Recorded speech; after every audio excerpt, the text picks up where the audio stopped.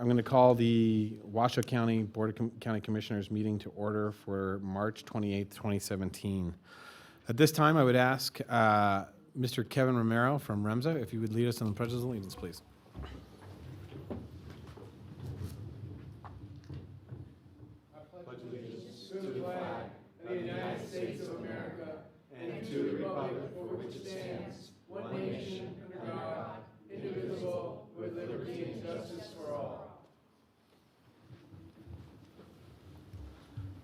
Thank you, Mr. Romero. Good morning, everybody. Madam Clerk, can I get a roll call? Bob Lucy, Chair. Here. Marcia Burke-Bigler, Vice Chair. Here. Kitty Jung. Present. Vaughn Hartung. Here. Jeannie Herman. Here. County Manager John Slaughter. Present. Assistant District Attorney Paul Liparelli. Here. I'm Nancy Parent, County Clerk. You have a quorum, Mr. Chair. Thank you, Madam Clerk. All right. At this time, we are on to public comment. Mr. Chair, item 3 is public comment. Comment heard under this item is limited to 3 minutes per person and may pertain to matters both on and off the commission agenda. Commission will also hear public comment during individual action items with comment limited to 3 minutes per person, and comments are to be made to the commission as a whole. All right. Oh, yes, yeah. Well, at this time, for those of you who are just joining us for the first time since we have got this up and running, this is our new system, and I will be calling public comment at this time. So first to the podium this morning will be Miss Ardina Perry. Good morning, Commission. Good morning. For the record, Ardina Perry. Okay, I'm here this morning because any changes in Washoe County 55 need to be heard and approved by the County Board of Commissioners. We haven't had a scheduled meeting of the Animal Control Board for the month of March.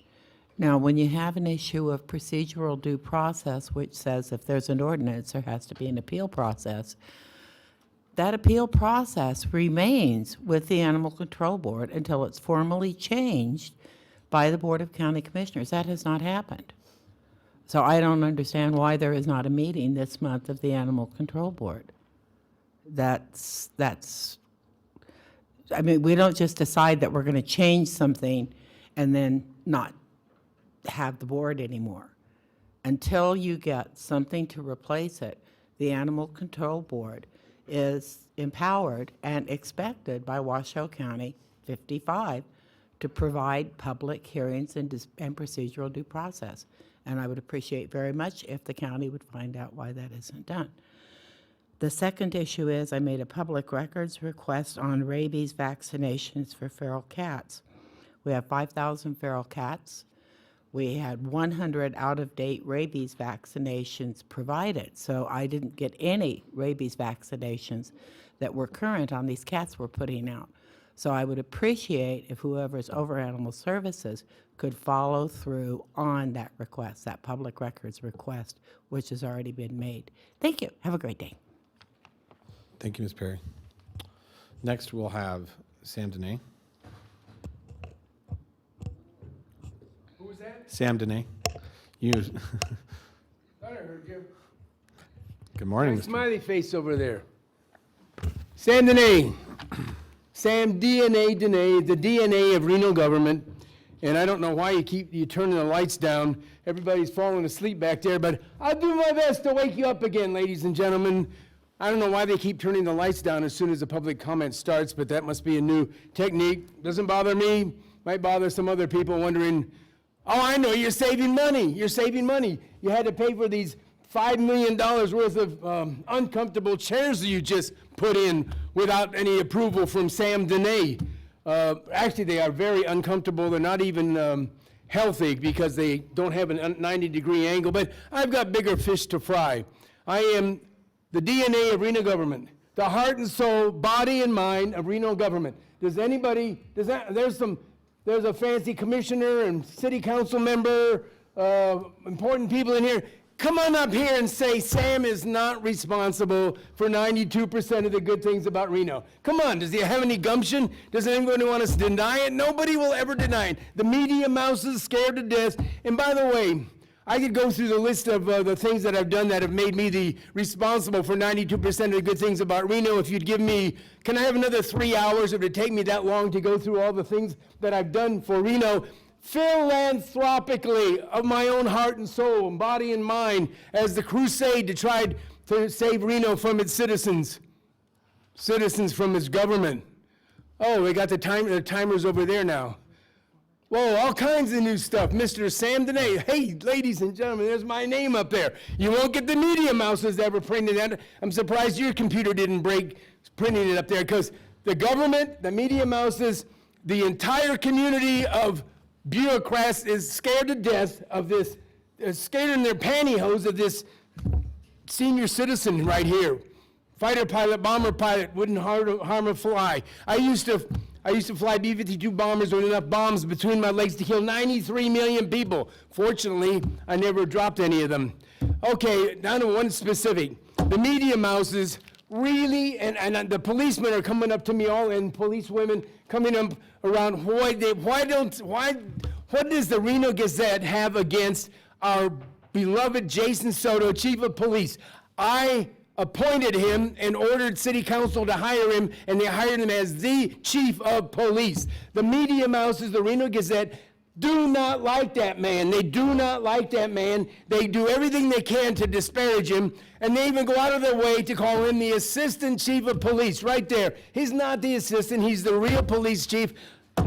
Does anybody want to argue? Come on, you got 3 minutes to say Sam is only responsible for 91.5% of the good things about Reno. Actually, it's coming up to about 98% the way things are going. Thank you. Thank you, Mr. Dene. Thank you over there and there and there, and thank you. Next, we'll have Ms. Vicki Maltman.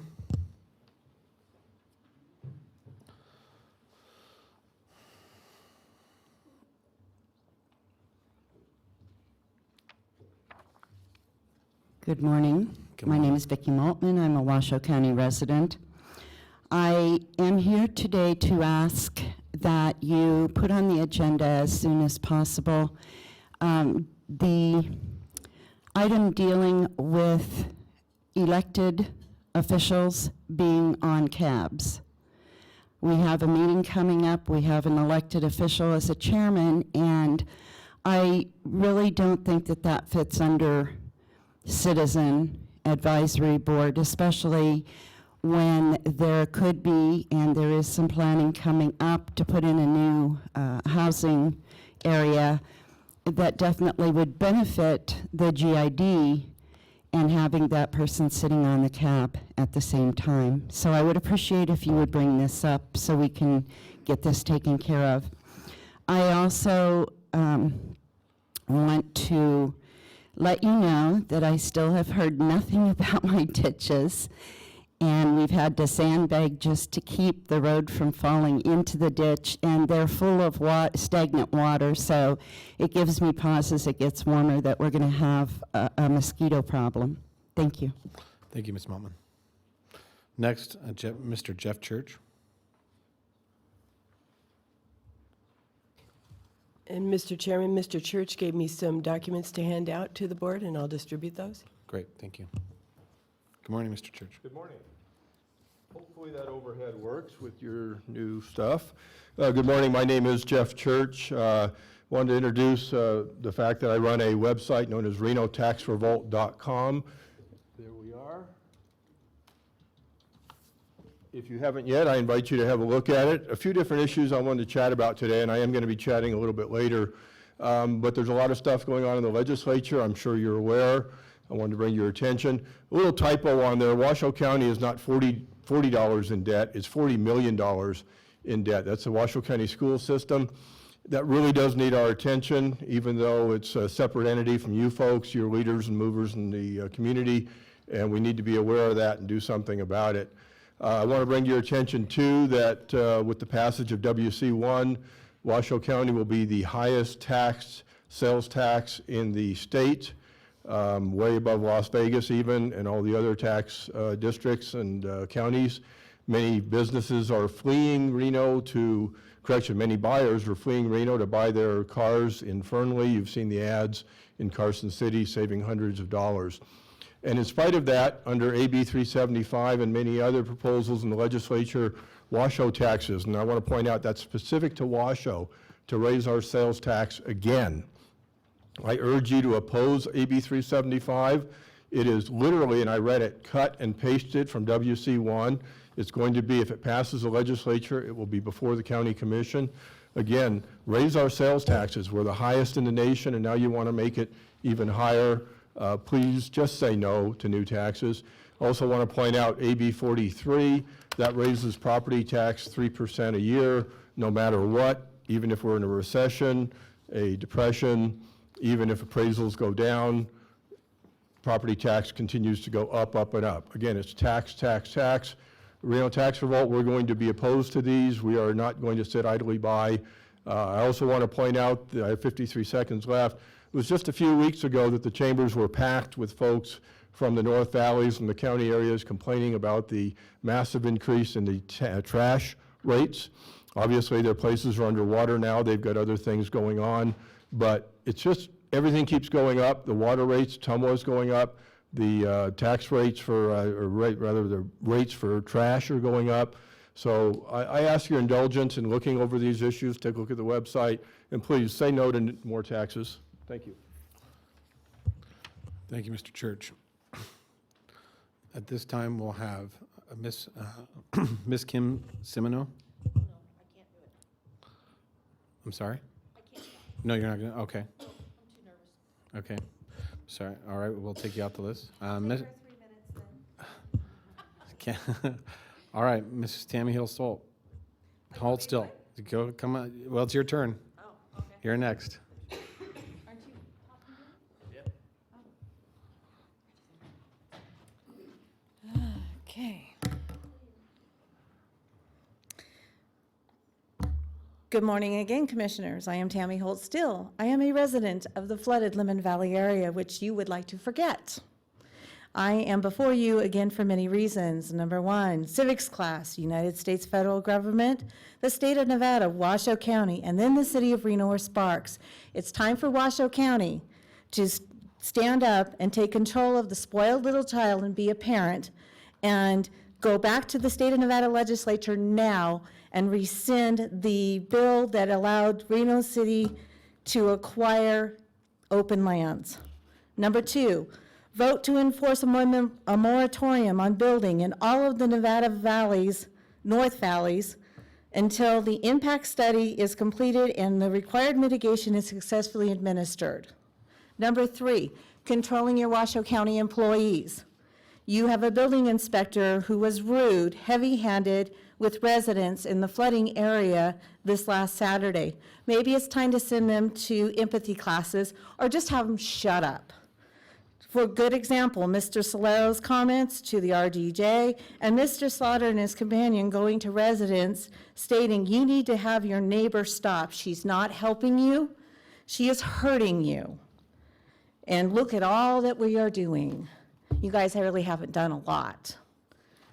It's time to think about it. And the other thing is the good faith, doing things in good faith. Number four, the residents are in this position because of the lack of the action from 1986 to current from Washoe County and the city of Reno because of the county let them build.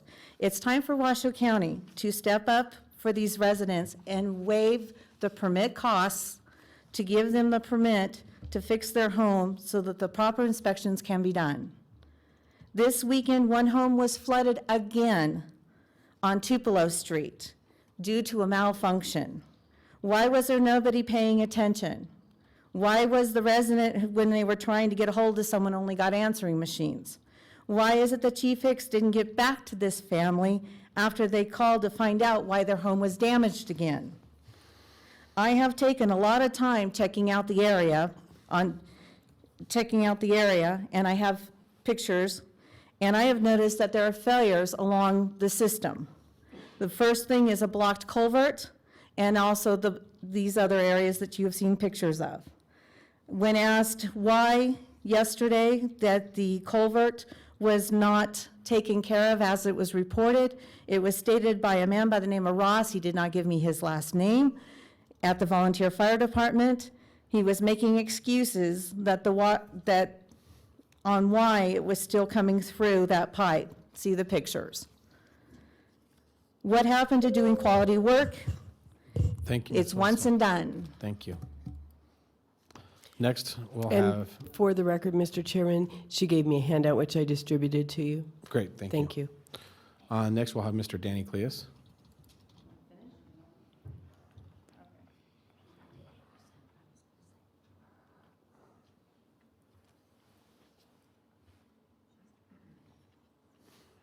For the record, my name is Danny Cleus. Live at 11630 Tupelo Street. As everybody knows, it's underwater still, no answers, no nothing. Why is that? Why do we keep having breaches in our culverts that were supposed to be bladder controlled? All they are is sandbagged and plywood. We have now one bladder, I guess, that didn't work, as we were told. And the other things are, maybe at our next community meeting, which is tomorrow at O'Brien Middle School, you guys can bring the city of Reno out so they can see what has been done out there. They're annexing everything out there. Now that I've seen a map, they have all around that lake of ours. They don't need that property. They don't need to build on it. That property should be there for the lake, not for them to build on. Another thing, I have a problem. After we do our public speaking, you guys all have a say. Marcia Burkbingler addresses people that have helped us so much. One is Dwayne Smith. Let me tell you something about Dwayne Smith. He is nothing but a liar to us. He tells the media one thing and then turns around and tells me another. Next person, Dave Solero. We still have culverts out there that's been like that for 2 years, since the last flash flood. Those two people are not what we consider doing a lot. They never have and never will probably in that community. We are so angry out there anymore. We don't get answers out there anymore. You guys do not live by what's written on your walls. Maybe in your guys' wards, they do stuff. Just like Toll Road. Their stuff was washed out right away. Their stuff got rebuilt right away. 3 months in, we're still dealing with the same stuff over and over and over. Why is that? Is it because they have money and we don't? We pay taxes just like they do. It is not fair. It is not fair to us. We need the health department out there to find out what's in that dirt. I can't let my dogs out there. My dog drinks the water. Can't control that. I try to keep her away from it. What's in that dirt? Is it going to make us all sick? We have houses with mold in them now. Is that going to make us sick? We haven't seen the health department. Thank you, Mr. Cleus. Next, former Commissioner Jim Galloway. Sorry. Chairman Lucy and other commissioners, pleasure to be here again, see you hard at your work, and you're doing a great job on the process here. I'd like to talk to you about another legislative matter, AB 175. About a month ago, I wrote a letter to the RGJ about it. They finally published it this month.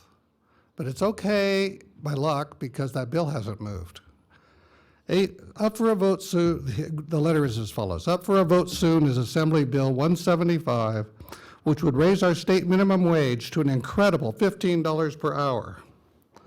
Sadly, this is simplistic and short-sighted, and it will not actually help our state's lowest wage earners. The right way to help is to improve our economy, but AB 175 would do just the opposite. A $15 per hour minimum wage will increase job losses among low-income workers and shut down marginal businesses who cannot afford it. Consumer prices, from latest statistics, are now increasing at the highest rate in many years.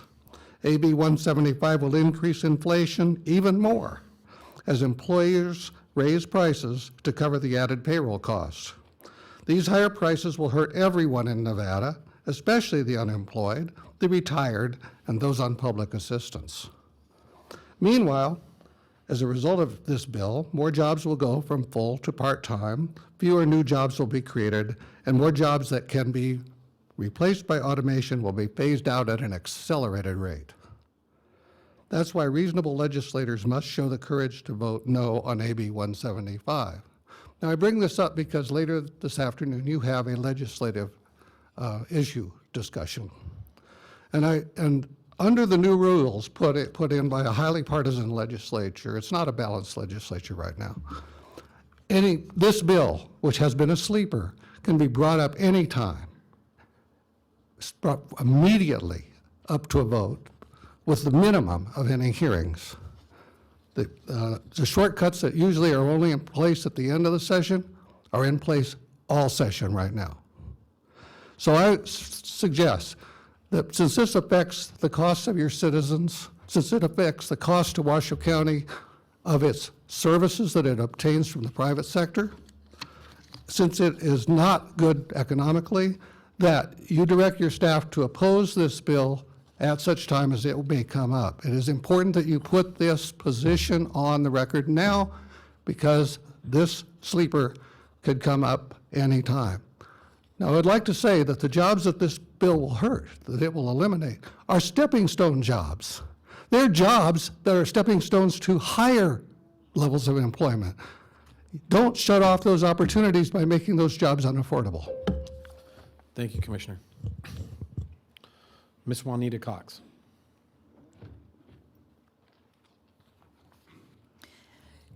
Chairman and members of the commission, my name is Juanita Cox, and I am aware that Mr.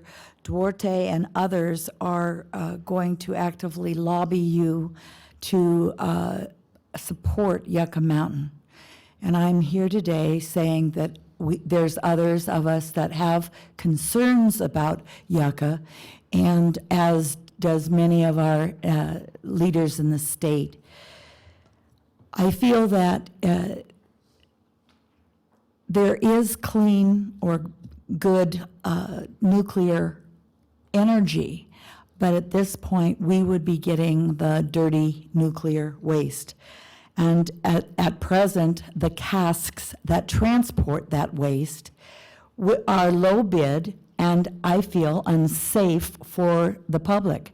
Now, this would be transporting all over the United States where there could be terrorist acts, and then we would have a problem there as well. I don't think this is the answer. I would like you to stick by what our governor, our attorney general, and many others are saying is no to Yucca. Thank you. Thank you, Mrs. Cox. Ms. Kathy Brandhorst.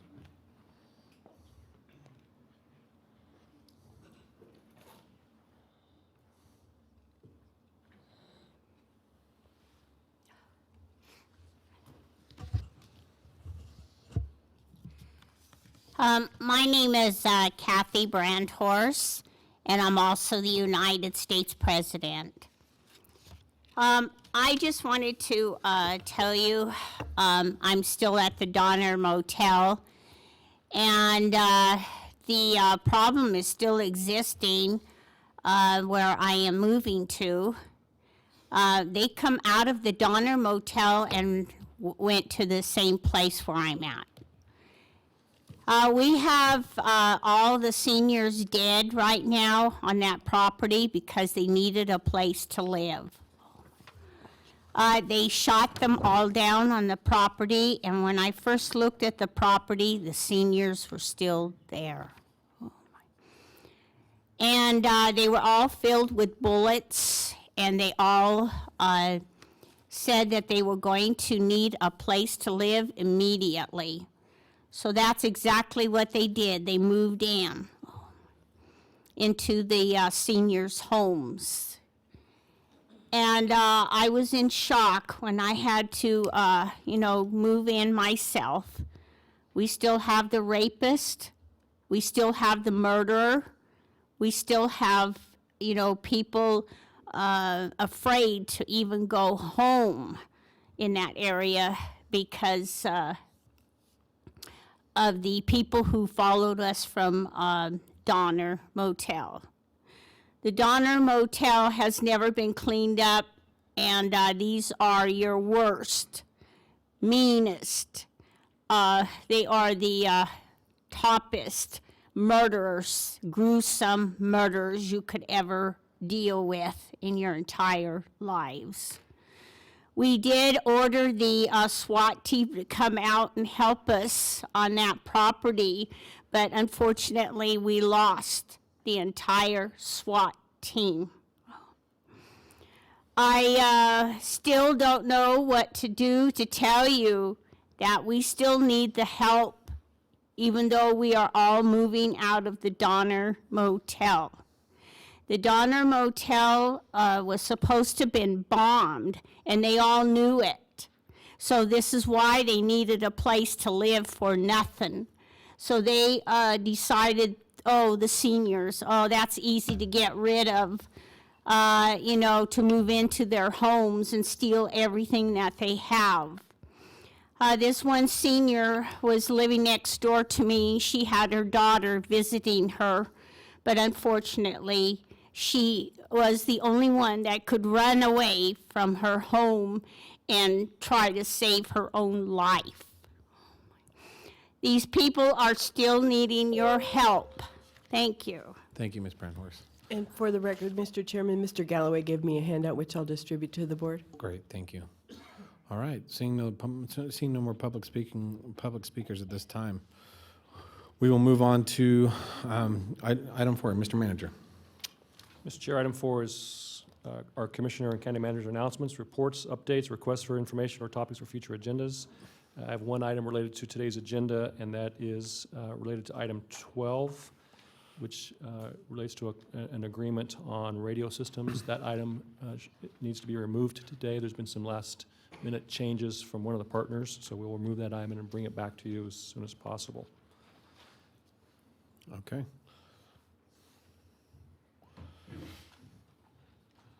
All right. With our commissioners, do we have any commissioners wishing to speak today? Mr. Commissioner Burke-Bigler. Thank you, Mr. Chair. I want to once again take the opportunity to thank all of those who have been working so hard on all of the flood issues, not just in Lemon Valley. Obviously, there are flood problems everywhere else. I appreciate how hard our staff has worked. I think we need to give kudos to Sam, Dwayne, and Dave, who are, in fact, doing a very good job. And I would also like to say that if there's anybody living in a red-tagged home or a home that has water in it, you don't have to do that. We have staff who, you can contact the county manager. We have staff who are taking care of people and moving them out of those homes. So please do something good for yourself instead of just coming in here and complaining about us all the time. And contact our staff and see if you can't get yourself taken care of, because we're willing to help, and our staff is doing everything they can to help. So I want to put that on the record. The second thing I want to put on the record is I think it would be a good idea to ask for an agenda item on the elected officials sitting on cabs. That has been an issue that's come up repeatedly, so I would like to agree with Ms. Maltman and ask that we put that on the agenda at some time in the not-too-distant future. Thank you, Mr. Manager. Thank you, Mr. Chair. Thank you, Commissioner Burke-Bigler. Commissioner Hartung. Thank you, Mr. Chairman. And I agree with Commissioner Burke-Bigler. I take great offense to calling Mr. Smith and Mr. Solero liars. I know both of these men very well. They are not liars. They, in fact, are great workers, great employees to the county. Because they have not fulfilled to your satisfaction of stopping a flood that is impossible to stop, Mother Nature speaks again. Thank you. I completely agree. There's none of us here who can stop the forces that are occurring right now. You can't do it. You cannot do it. I would respectfully, completely disagree. Having said that, Mr. Chairman, I would also like to recognize the passing of a former county commissioner. You see, yes, you see Francis William or Bill Farr, who was a county commissioner from 1977 to 1982. He also served as the fire chief in the city of Sparks and in the Nevada legislature as a senator. He was a real force in our community for quite a number of years, doing many things, and so I would just, I would like to acknowledge him. That's all I have, Mr. Chairman. Thank you. Thank you, Commissioner Hartung. Commissioner Herman.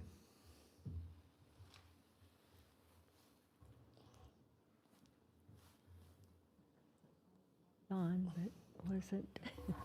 There we go. Okay.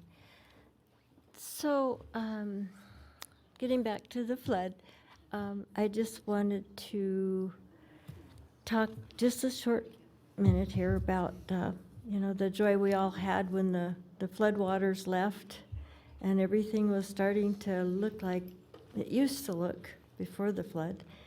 And so it was very good to see them getting some relief from the floodwaters. And then, okay, so they're starting to plan getting back into their homes and starting to work to remove the sheetrock and to start doing their, remove some of the insulation that's damaged by the floodwaters. And I, from what I heard,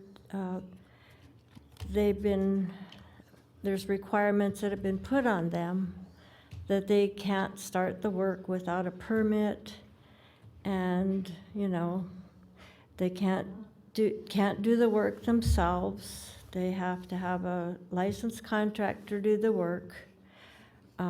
These are simple jobs to remove sheetrock. I mean, I can do it. Anybody can do it. And then the inspection, that would be fine, to know that it's dried out enough to replace that. So I'm thinking that we should give these people a chance, because money isn't real plentiful in this day and age, and they really can't afford to hire anybody to do these simple jobs. So maybe we could, make a little concession there and allow them to do some of their own work. They're anxious to get their homes back in shape. And I understand the situation since I've been through floods. So I just wanted to thank everybody that's been working on the flood. It's amazing what they've done so far, absolutely amazing. I didn't expect it to get this far, actually, this fast. It's just incredible, and I'm really grateful to all of you that worked on it. Getting to Mr. Galloway's, Commissioner Galloway, he suggested something that we might consider, if it's the choice of this board to support.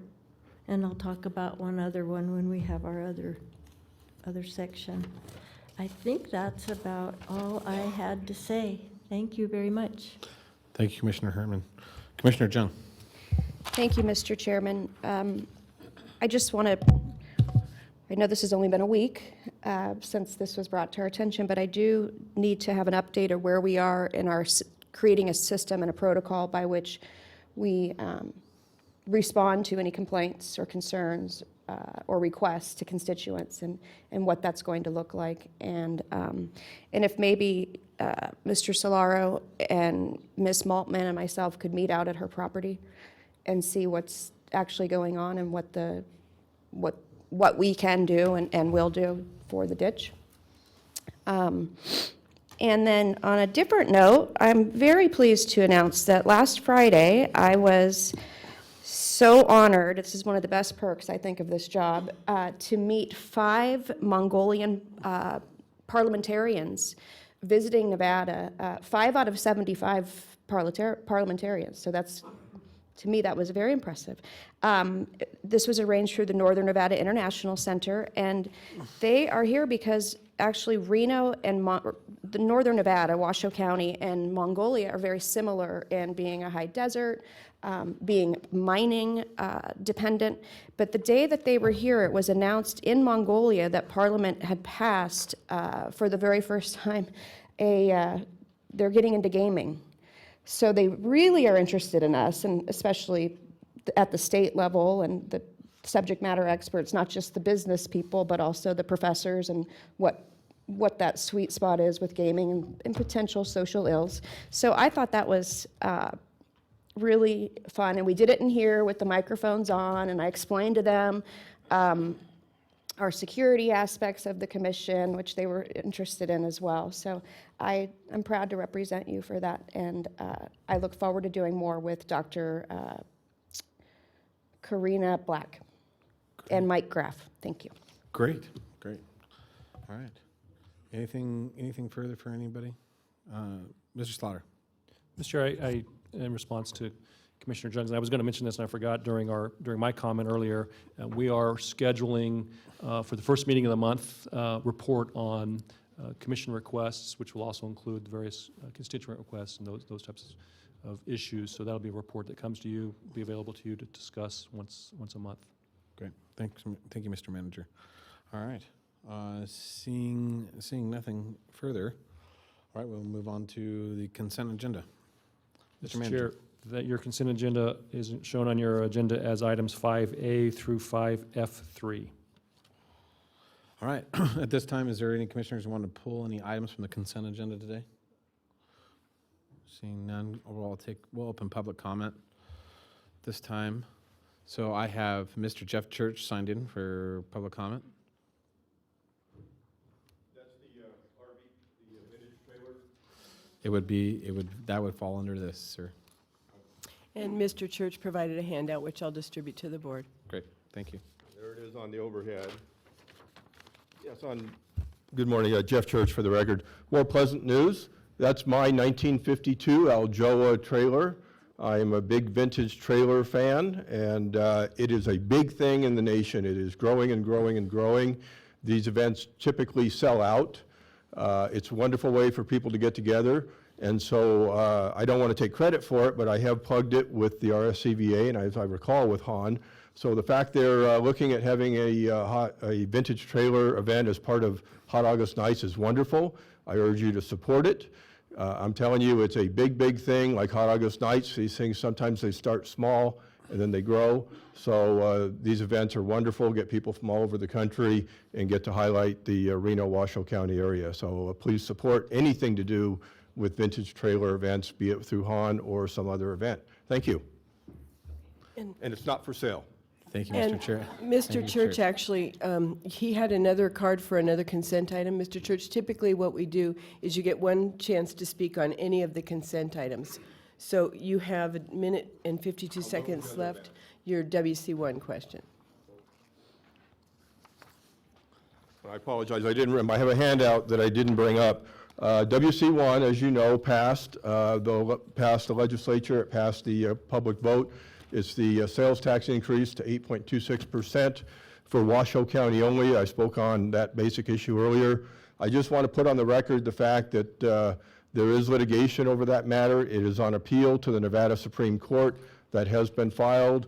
There's also additional issues that are potentially going to be filed with the courts over WC1. So I just want to make sure that's on the record, and we're aware of that. There were a number of problems with the ballot measure. I don't have time to go into them, and I'm sure you're probably aware of them.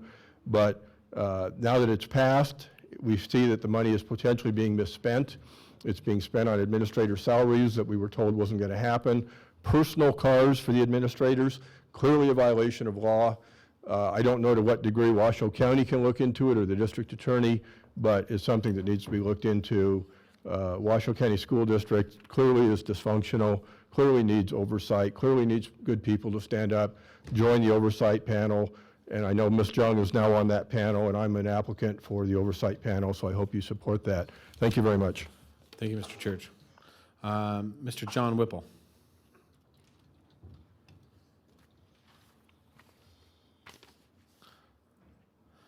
Good morning, Mr. Whipple. And what item will you be speaking to today? 5B, Hot August Nights. Thank you. Thank you, Mr. Chairman. Thank you, and fellow commissioners. Members of the commission, my name is John Whipple. I'm on the board of directors of Hot August Nights. I'm here actually to support and answer any questions you might have as it relates to the Vintage RV Trailer Rally. As a brand-new board member, I presented the idea at my very first board meeting, and I was extremely pleased to see that it was immediately grasped by the remainder of the board, as well as the staff and executive staff of the Hot August Nights. We believe it's just another layer of the most successful event Reno has. And as Mr. Church spoke to, I think thank you for that. I also am a vintage RV restorer and owner, and it's an idea that is gravitating all over the country to a point where there's numerous television programs around about it. We will have a couple of the local celebrities from Flight Camp, the TV show, to join us this year, and I ask you for your support and would remain if you have any questions. Great, thank you, Mr. Whipple. Thank you. All right. Ms. Kathy Brandhorst.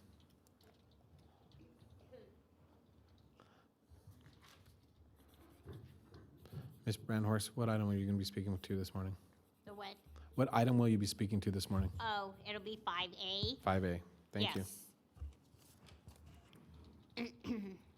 My name is Kathy Brandhorst, and I'm also the United States President.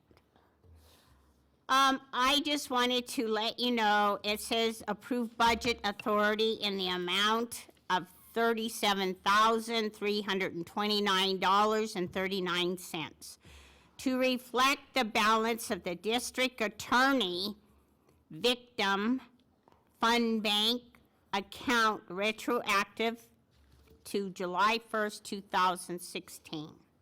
District attorney. I just wanted to let you know the victims are the ones that really need help.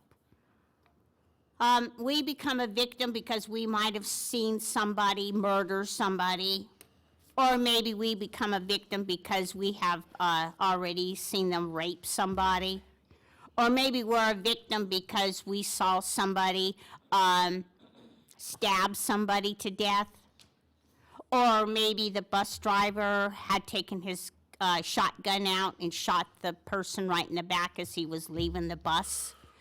We're all victims on these. And when I say that, they also mention victim fund bank account. Yes, I guess I must be a victim too, because my bank account had 92 zeros, and then all of a sudden it went down to 0 to pay for lawsuits. Your lawsuits are still growing really, really high. So the only way you can pay them is to steal from bank accounts, and it's called bank robberies. Yes, it's all bank robberies. You're stealing from somebody else's bank account in order to pay for your lawsuits. Or maybe your embezzlement has been charged against you, and that's counting over maybe 52 times. And that embezzlement's gonna take you all the way down to 0 because you still have the check, you still wanna cash it, you still wanna deposit it, you still wanna keep it, but it's not your check to have. You must return it as soon as you're charged embezzlement. But I don't see this. I never see this at all. My bank account still says 0. So please, would you please, help the victims here? The victims are the ones that really need help. They suffered enough. They have no legs, maybe no arms. And also, we are getting smaller in size because they do need body parts with lethal injections inside their bodies. Next, we have Miss Tammy Holt-Still.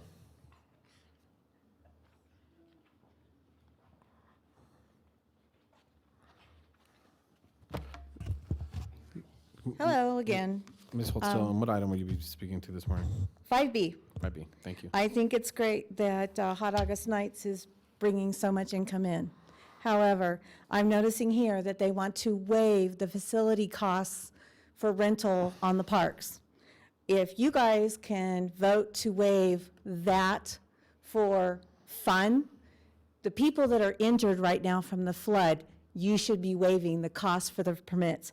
To fix a well, this lady has to pay $17,000 out of pocket to get the permit for her well. Yeah, ma'am, this does not speak to. It does. If you're going to No. vote to waive costs for rental, Ms. you Holtzell. should be able to waive the costs on the Ms. other. Holtzell, this does not, if you're going to speak to the Hot August Nights item, that's fine, but that I'm has, speaking that I think it's great. Okay. Hot August Nights is fantastic, but this if is not you're a going to topic do of Lemon- something for one, you this is should do not it a for the topic of other. Lemon Valley. Thank you. Appreciate it.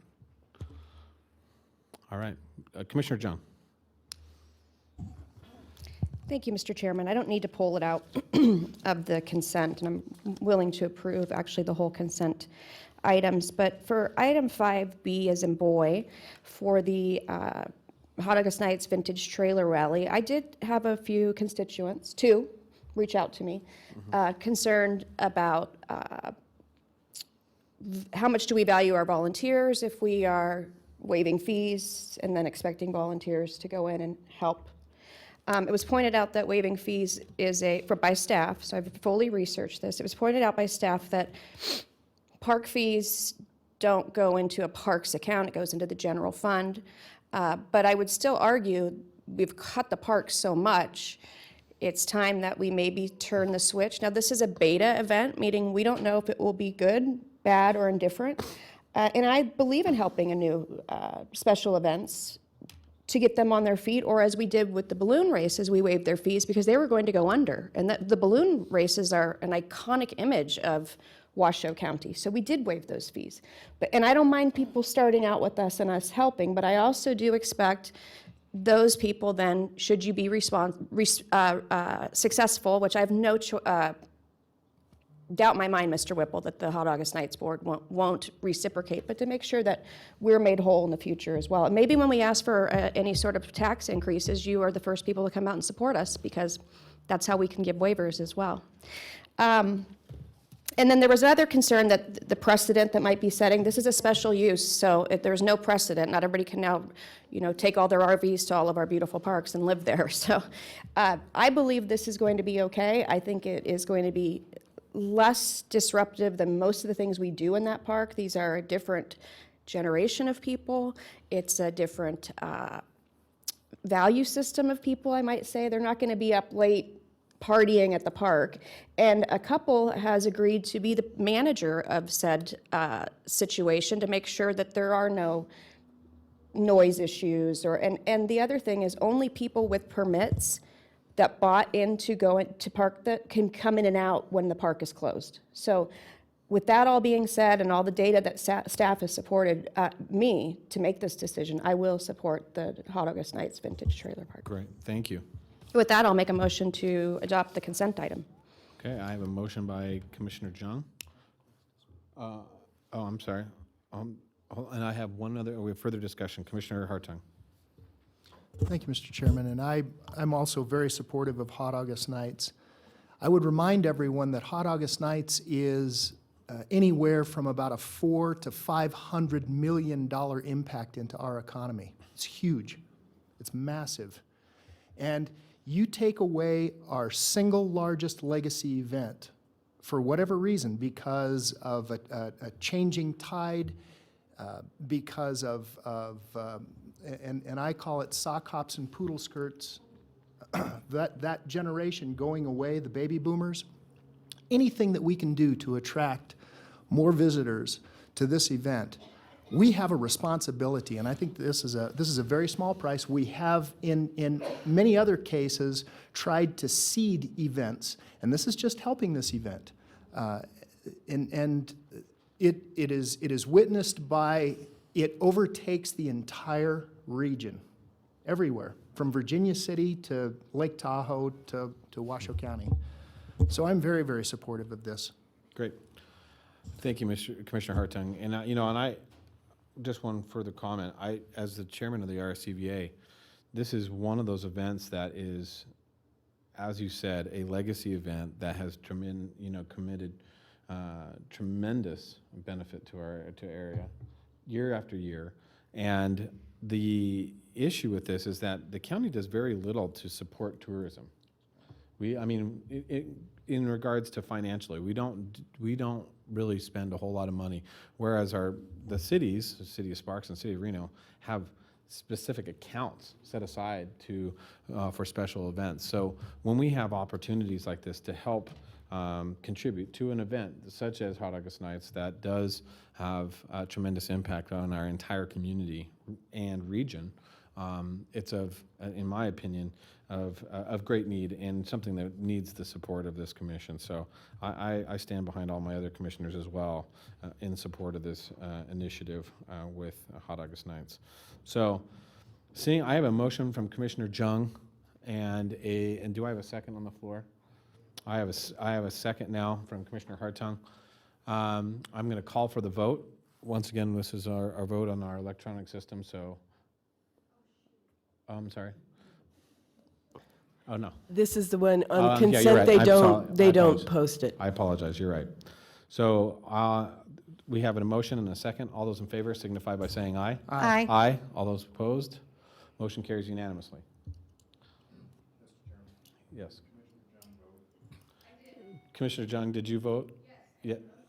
She voted in the affirmative. Okay, Mr. Chairman, the record is Can you- reflecting Commissioner Jung's sitting in the audience and putting her thumb up, voting yes. Thank you. All right. With that being said, we are on to, let's do a block vote, please. Okay. Thank you. I have that. Madam Vice Chair. Thank you, sir. Thank you, Mr. Chair. I would ask to put in a block vote item 8, 9, 10, and 11, and I understand we pulled 12, so we don't need to put that in a block vote. So items 8, 9, 10, and 11, and that would be a motion. Okay. I have a motion. Mr. Chairman, I'll second it, but I would like to just comment on item, let me get to it. Your motion on your iPad. I'd like to comment on item 9, if I may, Mr. Chairman. Sure. It's just, Further- it's not pulling it, it's just an. Just further discussion on that? Yeah, it's just an acknowledgement. Okay, so we have discussion? Yeah, why don't we do, Read? Okay. we'll have Manager Slaughter read them first. Okay, thank you, Mr. Chairman. Item 8 is a recommendation to approve receipt of the Sexual Assault Kit Initiative 2016 funds subgranted through the Nevada Office of the Attorney General in the amount of $402,917. No county match required for the DNA testing of unsubmitted sexual assault kits from law enforcement agencies throughout northern Nevada for the retroactive grant period of October 1, 2016 through September 30, 2019. If approved, authorize Comptroller's Office to make the necessary budget amendments. Item 9 is a recommendation to award a bid and approve the agreement to the lowest responsible bidder for the Gator Swamp and Eagle Canyon Park Playground Rehabilitation Project. Staff recommends Truckee Meadows Construction in the amount of $734,466. And if approved, direct the Comptroller's Office to make the appropriate budget adjustments. Item 10 is recommendation to award a bid and approve the agreement to the lowest responsible bidder for the East Incline Village Phase 1 Water Quality Improvement Project. Staff recommends Burdick Excavating Company in the amount of $2,899,950, funded by the Nevada Tahoe Bond Act, U.S. Forest Service Southern Nevada Public Lands Management Act, and Tahoe Regional Planning Agency for water quality mitigation funds. And item 11 is a recommendation to approve the removal of uncollectible accounts receivable totaling $445,171.86.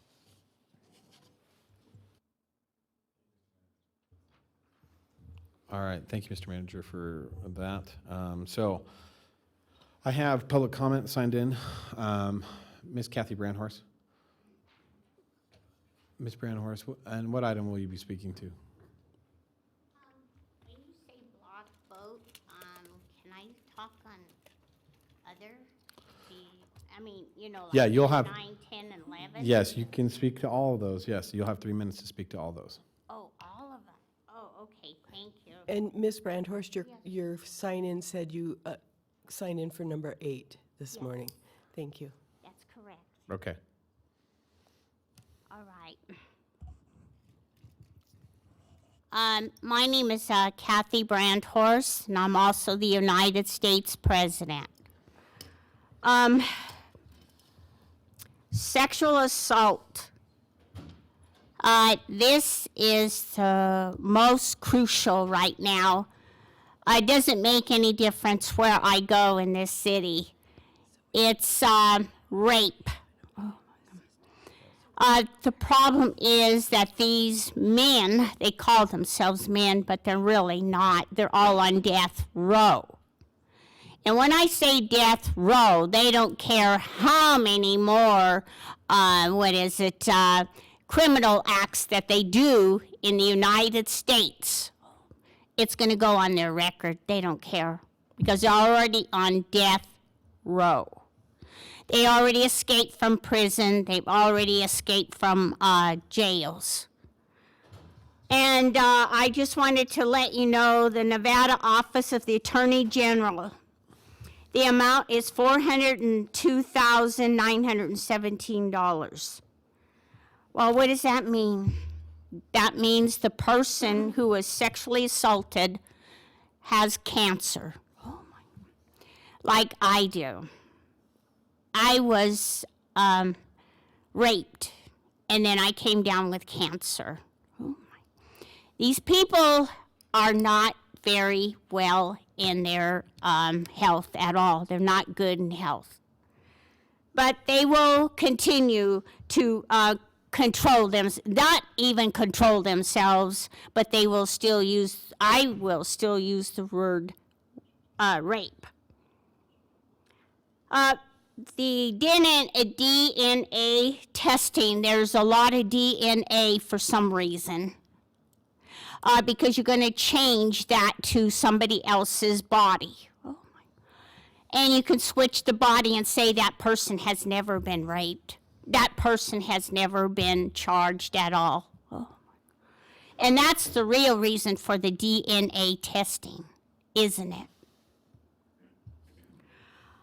Also, I just wanted to let you know, it says throughout northern Nevada. Yes, it is. It's all over northern Nevada since these people come to our territory. I don't call them people. Oh. I also wanted to let you know that my budget is still going down because they have to be charged lawsuits again. The lawsuits are charged against them, so they went to my bank account to withdraw maybe $1 million. Thank you, Ms. Brandhorst. All right, we'll bring it back to the board. So at this time, I have a block vote for 8, 9, and 10, and Commissioner Burke-Bigler has made an initial motion. Commissioner Jung? Commissioner Jung, second the motion. All those in favor signify, I'll call for further discussion. Yes. I'm sorry, I apologize, Commissioner Hartung, yes. I just wanted to get a lesson on how to use the new mics. That's new technology. It escapes me. I just wanted to acknowledge the upgrades that are happening to Gator Swamp and to Eagle Canyon Park. Gator Swamp has been in desperate need of some upgrades for many years, and in fact, this goes back to the time when I served on the CAB, and there was a great need for improvements, as well as on the Eagle Canyon Park. And so I wanted to thank staff for keeping it on the CIP and finally getting it to the forefront. It's believe me, long overdue. So thank you so much to everyone. Great. All right, any further discussion? Seeing none, I will call for the vote. Please, all commissioners, place your votes. And say aye. And yeah. All those in favor signify by saying aye. Aye. All those opposed? All right, motion carries unanimously. And make sure, I'll ask all the commissioners to make sure and affirm their votes as submitted. All right, we're good. Mr. Manager, we are on to agenda item 6. Item 6 is presentation and update on NS requirements for noxious weed control. We have Sean Gephardt here from the Nevada Department of Agriculture.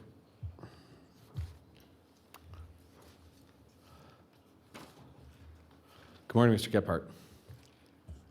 Good morning. Thank you for allowing me to be here today. I think I just clicked this. My name is Sean Gephardt. I am with the Nevada Department of Agriculture. I am the relatively new noxious weeds coordinator for the Department of Ag. Been with the department for about 12 years. been in the position for about 7 months, and just wanted to meet with the board to discuss noxious weed laws, introduce myself, illustrate some collaboration that I currently have with the county employees, primarily the open space and the park staff, point out some weeds of concern that I have personally, and also some requests of some additional funding, possibly funding at all, for noxious weed control. Nevada state law requires that the Nevada Department of Agriculture has the authority to identify certain weed species as being invasive to the point where they are damaging to wildlife habitat, native species, property values, fire concerns. We currently have 47 noxious weeds listed within state statute that require control. Those 47 weeds are broken down into A, B, and C categories. We do that to assist the weed management for professionals, such as the county road departments, to identify where they want to allocate the resources to, because Category A weeds are limited in distribution, Category B weeds are populated in certain areas throughout the state, and Category C weeds are spread widely throughout the state. So if you are a county weed professional and you had an A-rated weed and it was surrounded by C-rated weeds, you might want to invest your resources on those A-rated weeds because you might be more accomplished in getting eradication that way. It is by state statute that everyone who has noxious weeds on their property initiate controls. If this property owner neglects or refuses to initiate weed control efforts, it is my responsibility to collaborate with the county to inform them of property within the county where there are noxious weeds that are neglecting to be controlled. Oops. Some of the state collaboration that we have with the county employees, primarily Cheryl Surface, I'd also like to thank Al Rogers for helping me be here today, is a communication with the community in helping outreach and advertise, notify homeowners of noxious weeds that might be present throughout the area on their property.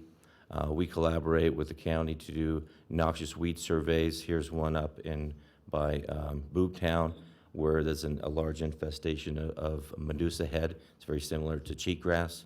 There we also perform some mapping through GPS technologies. County county employees, they work diligently in obtaining funding, sometimes through the Department of Agriculture, to initiate weed control efforts themselves. And also they assist me in prioritizing what weeds they need to address. Two of the weeds that I have a primary concern is the Medusa head, which is now taking over large parts of Verdi, and also a yellow star thistle, which is so widespread throughout the state of California, they have almost given up on controlling those weeds. They are both annual weeds, so they come up very rapidly, and they produce a great deal of seed. This is an infestation map through GPS technologies, identifying areas by Bartley Ranch, Lakeside Drive, where we have a growing population of yellow star thistle, which I am concerned with and Cheryl Surface is aware of. This is a GPS technology map of Medusa head surveys that we did up in Verdi, and you see it's spreading very rapidly. My concern with Medusa head is that it creates a great deal of thatch layer, similar to cheatgrass, but even more so that it creates a great deal of fire concern. It is also ungrazable to livestock. We also have our first known infestation of a leafy spurge. A leafy spurge is all but taken over a large, thousands of acres of northeast Nevada, up in Ely, up towards Elko counties. And I was very concerned to identify it here in Washoe Valley itself. I am working with Cheryl Surface in trying to get the homeowners in eradicating this leafy spurge population, but it is on 2 properties, and one of them is being up for sale right now. So I'm probably going to be requesting some assistance to make sure that this homeowner initiates controls. Some of the challenges that I've noticed that the Washoe County employees face in battling weeds is, of course, fire fuel accumulation through dead matter such as the Medusa head thatch layer, spreading vehicle traffic in areas where there is a great deal of seed dispersal through ATVs, horses, dogs, public perception of trying to spray weeds. And you know that a lot of people are very opposed to chemicals, but in some instances, it is the best way and the best approach to eradicate a population. Public health, this is a good picture right here, where they have a front yard filled with perennial pepperweed. This is in Carson City, though. And difficult to access for some spray crews. And of course, funding shortages, chemical storage might be difficult. And of course, absentee landowners is challenges that Washoe County staff are facing. Some of the collaboration that we work with is that we're always helping identify funding sources. And what is the funding source that I would request for the county to help with open space treatments as well as park and recs, weed abatement activities through county roads, open spaces. That funding would cover herbicides, personal protective equipment for spray crews, storage, equipment costs, and personnel. If there's any opportunity to allocate some additional funding, I do know that there is a great deal of concern with the flooding that's going on, but if there is an opportunity to provide some funding to pay for some weed abatement in open spaces and parks and recreation, I would greatly appreciate that, and I really do appreciate your time, and I appreciate the county employees such as Cheryl Servers working in collaboration with me. And that's all I have today. Great. Thank you, Mr. Gephardt. Thank you. All right, we have Commissioner, I'll bring it back to the board. Mr. Gephardt, I think maybe you have some questions for you, yeah. Commissioner Burke-Bigler. Thank you, Mr. Chair. I'm curious, obviously, we've had a lot of water this year. Are you concerned that the spread is going to be even more so than it already is? You're showing on the map out in Verdi that Medusa head is such an ugly weed, and it really looks like it's spreading bad. Are we liable to see a much greater spread? Undoubtedly. Undoubtedly, we're going to see, I was on the news, Channel 8, I don't know if you guys saw, that there was in the 97 flood, we saw a great resurgence of the growth of perennial pepperweed. People often call it white top. It completely took over parts of the South Meadows, Double Diamond area. We are also concerned with purple loosestrife, but the precipitation alone will encourage more rapid germination, and Medusa head is a winter annual. So with all the winter moisture that we've had, similar to cheatgrass, it's going to really push and rebound very, very rapidly. So yeah, undoubtedly. And it's not really going to make a difference if the water's standing. It's going to grow through the standing water, isn't it? Well, in some instances, plants don't like to grow unless they're aquatic weeds, of course, but Yeah. some plants will grow submerged in water, others don't like their feet too wet. But perennial pepperweed, also called white top, the problem that we have with that is that in addition to it being spread via seed for propagation, which can be carried down the river, it also, any parts of the seed, or excuse me, any parts of the root material, which breaks off and carries downstream, is propagative. And what those roots on perennial pepperweed will do is that they're very succulent and very bulbous, and they break apart those soil aggregates along the river corridor. And so as they break apart the soil aggregates, that becomes loose material that will erode into the river when we have a flooding situation. So that's where a lot of the propagative plant material will move downstream. Thank you, I appreciate that. You're very welcome. Thank you, Mr. Chair. Thank you, Commissioner Burke-Bigler. Mr. Gephardt, we have actually a couple more questions for you. You can't get away. Keep trying to run away, but I don't know if you. I appreciate the It'd questions, be I interesting really to see do. how far we can get you to go up and down the aisle before we keep calling I you back appreciate down. it. Thank you very much. Yeah, that's right. Commissioner Jung. Thank you, Mr. Chairman. Mr. Gephardt, do you have a map that looks at all of Washoe County and what weeds are noxious and need to be contained, not just certain parts? We do, and we can get that for you at your request. I have a concern about a specific area of my district, and that is Sun Valley. Sure.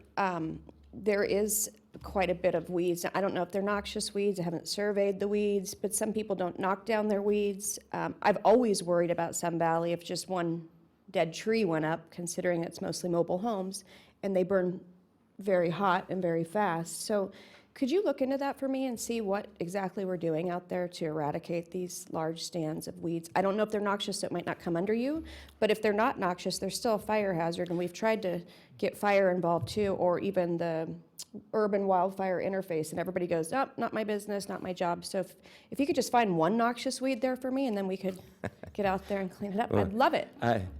Noxious weeds are sometimes you have to also consider that some that are so widespread, and we do not expect control measures to be implemented because they are so widespread. We can't classify them as noxious. Cheatgrass is a good example of that, and also Russian thistle, commonly called tumbleweeds. And we see that frequently, tumbleweed stands that are a great fire hazard, accumulating, blocking roadways. I've seen it filled up in front doors, and they can't even open the door.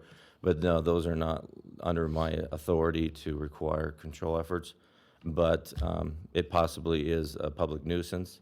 And it's also, of course, a fire hazard as well. Exactly. I just, also to share, I do believe that the Nevada Division of Forestry does have a program. If plant material is too close to a house and the homeowner does not have the funds to do plant removal due to fire, there's a fire concern there, the Nevada Division of Forestry does have like a dumpster bin program. So if there is any plant material that could be potentially noxious weeds, such as salt cedar growing next to the house, and the property owner does not have the funds to remove that, they can contact the Nevada Division of Forestry and request a dumpster. I don't know how the logistics of the program works, but it's primarily meant for, I've never been primarily told about meant that. for So I would ask fire that, remediation. staff help me follow up with that and figure out a solution perhaps out there. Okay. Thank you, Mr. Commissioner Chairman. Chung. Commissioner Harton. Thank you, Mr. Chairman. Mr. Gephardt, do you only use herbicidal techniques for removal, or do you guys have a goat squad? No, that's a great Goats- question. Goats are, I mean, they'll eat anything, literally, including things that are not edible. Yeah, I mean, we encourage, we remove the word eradication from our statutes because we know in some instances eradication is not possible. We implemented the word control in there, and control can come in various different forms. If the property owner or the tribe or any county parks, city parks, are opposed to using herbicides, we work diligently to try to find the best approach, either mechanically, physical removal, grazing, goats. There's also insects referred to as bioagent controls that can be released. They don't necessarily eradicate the weed, but they're the natural host to that weed species, and they will keep it at bay, and they will prevent it from spreading and propagating. We have a great deal, a number of different biocontrol agents that are being widely used. Primarily, we focus on more rangeland settings because the population of weed growth has to be such size to justify that. Otherwise, the insect will die just from starvation. But Understood. yeah, we understand that there's a great deal of public perception with the use of herbicides. Then keep in mind too that the Nevada Department of Agriculture, that's where I primarily come from, was the pesticide enforcement branch, referred to as the Environmental Services Division. We do a great deal of pesticide handling training. We want to make sure that the county park staff, the city staff, NDOT, everybody who's using herbicides, insecticides, whatever it may be, are handling it per label directions and as safely as possible. So, Great. Thank you. thank you. Thank you, Commissioner Harton. Thank you, thank you, Mr. Gephardt. All right. Mr. Manager. Mr. Chair. I'm sorry. Do we need to take a motion to accept that? No, okay. No Move action on. needed on that. Item 7 is our next item, which is a presentation and update on partnership with the American Heart Association, Little Hats, Big Hearts Program, and Jessica Sferaza, representing St. Mary's Health Network, is here. Well, actually, we will be having I'm the sorry. CEO from St. Mary's, Ms. Helen Leadham. Good morning. Chairman, Let him. Sorry. Lucy, thank Leadham, you. sorry. Members of the board, thank you. My name is, for the record, Helen Leadholm, and I'm St. Mary's CEO. I think Jessica probably would have done a better job than me, but I will do it today.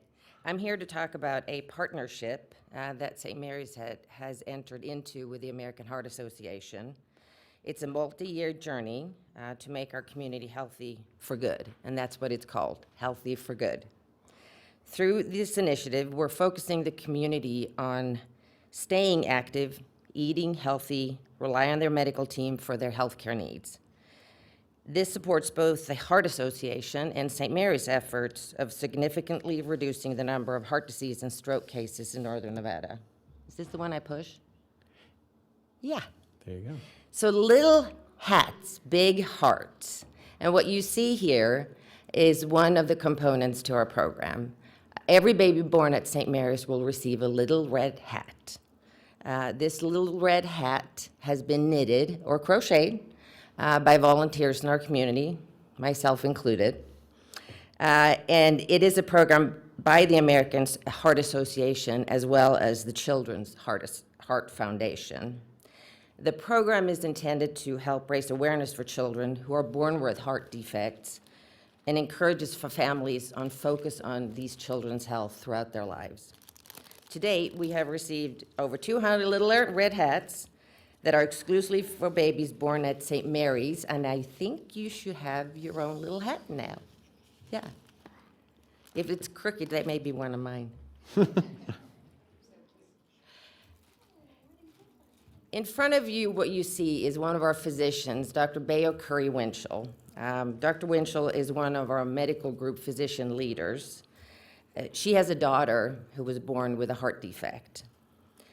And she's very committed on educating families and all of us about heart health.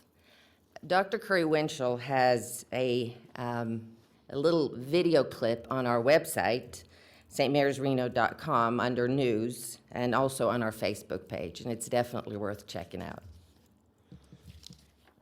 And here we are, some of the examples of the little red hats that I've been knitting. The one little one there in the corner on the bottom left, looking at it, is one of mine. Supposed to have a little, yeah. The more we work, the better we become. So how can we all get involved in this?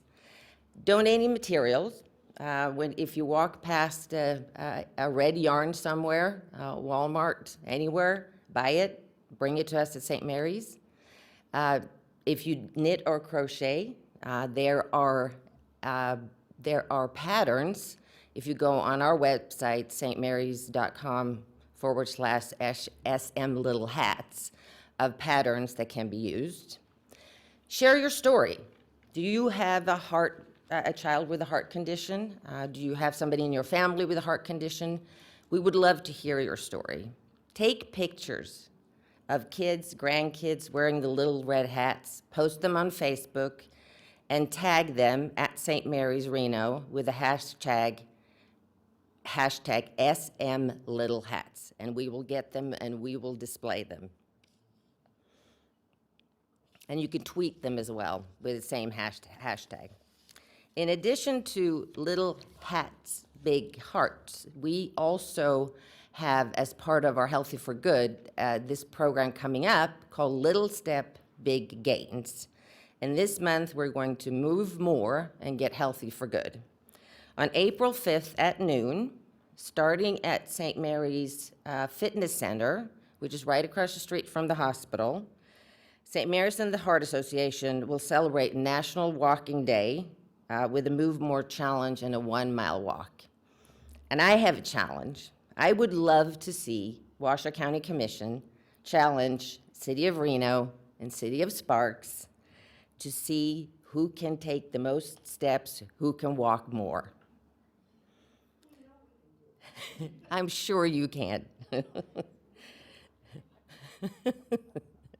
And you can learn more about that at stmarysreno.com/move more. We're going to be leading walking days with companies like IGTs and employers, among others. And again, we would love to have you involved. To find out more about all of this, again, stmarysreno.com/move more. And I have to tell you, there are prices as well. That concludes my presentation. Thank you so much for letting me come here today. Any questions?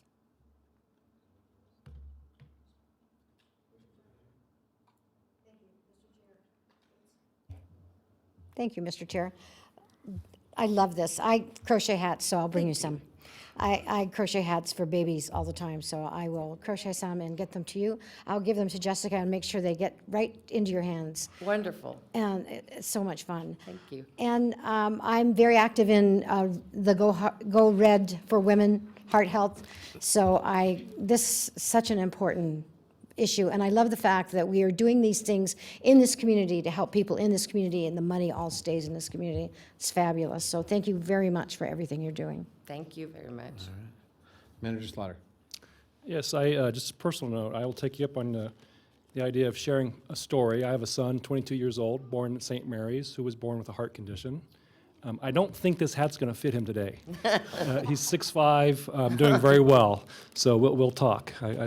Thank you for being here. Wonderful. Thank you so much for sharing that. I appreciate it.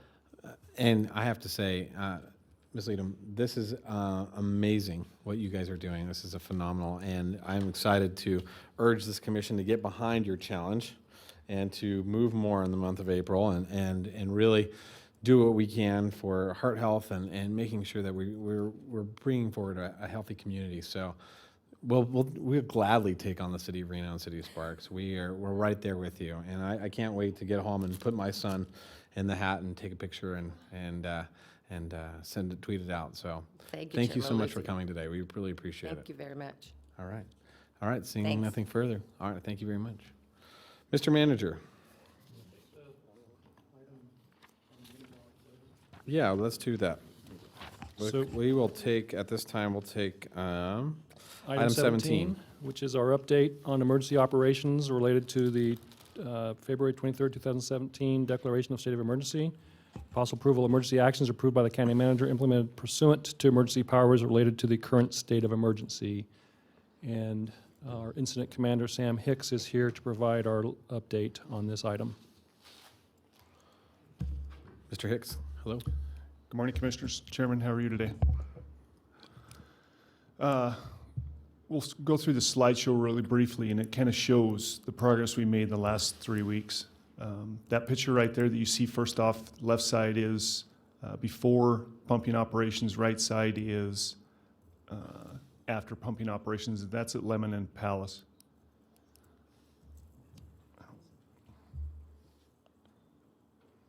Next picture. Where's Scott? There we go. This picture here isn't totally representative of the pumping operations. This is at Lemon and Idaho. You see the brown mark about bottom door level. That's how high the water was initially. The one on the right, my right, is after those vehicles are actually sitting on bare dirt ground now, and that was at Lemon and Idaho. Next picture. This is over on Arkansas and Lemon. Those are two 12-inch pumps that are right there pumping 18,000 gallons a minute. And they ran for about 48 hours. Yesterday, close of business, we had to shut those down because there wasn't deep enough water for those pumps to sustain running. They were just cavitating. We're moving smaller pumps in there to continue with what water's left in there. That's the pump at Idaho and one of the pumps at Idaho and Lemon. As it was getting installed, you can see that in the very corner there, the manifold that goes across the road, we haven't even started those pumps up yet. But there's a bridge where the water's pumped through that manifold over onto the other side of the wall. And then that's just a picture looking down the wall. Same place, night operations doing some pumping. And I believe that was Sunday night when we had a culvert that gave way. This is Sunday night. We did have a culvert give way. Again, there's a tremendous amount of pressure on these things. And I've heard comments, that we let it fail or we didn't do our job. I committed when I took this incident to make sure that we were safe with what we were doing. We couldn't safely get this culvert plugged. We needed materials, and the divers were out there that day looking at that. It was not safe for them to get in the water and plug that culvert Sunday afternoon. The diver flat said, I'm not going in there and dying in a culvert to plug this culvert, which we respect. And I committed with county manager when we took this operation to make sure that citizens were safe as well as our responders. Water did back up into the ditches before we could get over 200 yards of sand pumped into that hole there with dump trucks. I made a call to Mr. Hughes with County Road Department, and he immediately dispatched trucks. We had loaders on scene, and we had sand at Echo. So we went to work right away on it. We also brought in another bigger pump to help pull that water back out that was going in there. There were 3 pumps to begin with in there, and we brought in a 4th pump. I think there was an 8-inch or a 10-inch pump to help evacuate that water. By 8 o'clock the next morning, all that water was brought back down to normal levels. So there was minimal impact to any houses. If it did get into somebody's house, I apologize for that. It's not in my control. And if people have that problem, they need to come to us so we can help mitigate it. We haven't removed any sandbags from homes. We're there to help the community. And very few people have come to us asking for help. We welcome the assistance. We'll help those people. We're there for them. But if we don't know about it, we can't help them. And again, this water was all evacuated by Monday morning at 7 o'clock. Just another picture the next day. We beefed it up again. Actually, that might have been that same day. We did put some more sand in there yesterday morning just to shore that up so that today by 9:30, I believe the diver was already there at 8 o'clock this morning. By 9:30, he had the plug in place and it was sealed as best we can. Now again, we're dealing with Mother Nature and products, so there's always the potential for failure. Every pump station is going to remain in place. We're going to do maintenance pumping, if you will, to keep water down at the levels they are. And there'll be some big pumps in each location so that if we do have a breach like that, they can at least maintain somewhat the levels so it's not totally inundating every resident out there. That's a precautionary measure. Also, if we do get an atmospheric river when the water comes from the other way down in there, those pumps can pump that stuff back over the wall. The total pumping we've done today has only increased the lake level 2 inches. And we're almost at a point where it's maintenance pumping now. We do know that water is seeping under the barrier. Next page. There's the county guys out there delivering sand for us. Keep going. So here, this is early on last week when we had to install these barriers in the water. That water is 3 to 4 feet deep. Because there's water already on the ground, we weren't able to get good seals with the barrier system. So it is leaking through there. That's not a huge issue for us. We know that it's going to seep through there and it's going to minimally impact what's going on. We have way bigger pumps that can address the seepage in there. And we're going to look at ways to go back in and see if we can seal those things so it's not a continual pumping issue. But in that picture there, you can see that those guys are working off of a trailer. That wall is 8 feet tall right there. And it's that way on Arkansas up to Red Pine, I believe, where it's 8 feet tall. And those folks had to work in water doing that. And so there is a lot of seepage in that area. But again, it's not anything that we can't pump out with the pumps we have in place. And we have emergency pumps that are bigger to deal with any catastrophic failures or ARs that come in where the water comes down from other areas. Other than that, we have a community meeting tomorrow night with the public that I'm working with County Manager Slaughter on. And we did receive the presidential declaration for public assistance and mitigation. My understanding is that the individual assistance and the direct dewatering, they're still looking at. They're still evaluating that. That's not up to us. It's up to Washington, D.C. to decide if that's awarded or not. But we did get the public declaration the presidential declaration for public assistance and mitigation. And that was signed, I think, yesterday or today, this morning. I just heard about it this morning. Any questions? All right, I have Commissioner Harton. Thank you, Mr. Chairman. More of a comment than a question. You said, Sam, that we have 2 pumps pumping 18,000 gallons a minute? We had 2 pumps at Nectar and Lemon, yes. Okay, so just for reference, because people like to kind of get a feel for this, and we do this at Tumwa all the time, an Olympic-sized swimming pool is 660,000 gallons. So that means that essentially one of those pumps is doing an Olympic-sized swimming pool about every 37 minutes. That's how much water it's moving, and an Olympic-sized swimming pool is 2 acre-feet. So that you're moving a lot of water. So those pumps, when they're running full bore, will move 40 acre-feet a day. Wow. Yeah, that's a good amount of water. That's a, you know, I don't. The good Yeah. news is they're shut off, you know. Where did we get those pumps, Sam? Did we borrow them? Did we rent them? Cashman. Do we own them? Cashman. It's a contract with Cashman Equipment. I don't know where they got them, but Cashman is maintaining those pumps 24 hours a day. They have a person monitoring all three. Now there's 4 pump stations, but So those pumps, okay, so those pumps will be used in mining. I'm sure they have. Yeah, okay. Got it. Yep. Thank you. Thank you, Mr. Chairman. Great. Commissioner Herman.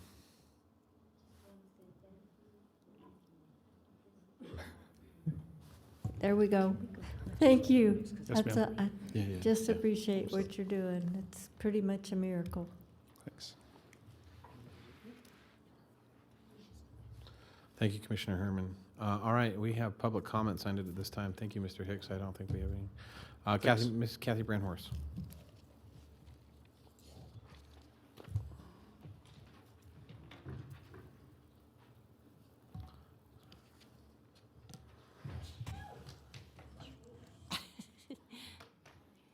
My name is Kathy Brandhorst, and I'm also the United States President. Update on emergency operations related to the 2/23/2017 declaration of state emergency. I would like to state it. I think we are under an emergency. Oh my. I've never heard so many sirens in my entire life here in the state of Nevada. The sirens are going all day, all night long because of murders going on in this state. The murders are still taking place, and I see them really rushing through down the streets really fast to get to their destination. The sirens are on, I can hear them, but the car is moving right into the path of the emergency truck. Oh my. And guess what? They all died. I don't know how to tell them that the sirens are very loud. I don't know why they cannot hear the sirens at all. I can also hear them blowing their horns. And they're still going on, the horns. But they said they didn't hear nothing. Oh my, they did not see nothing. Something is definitely wrong here.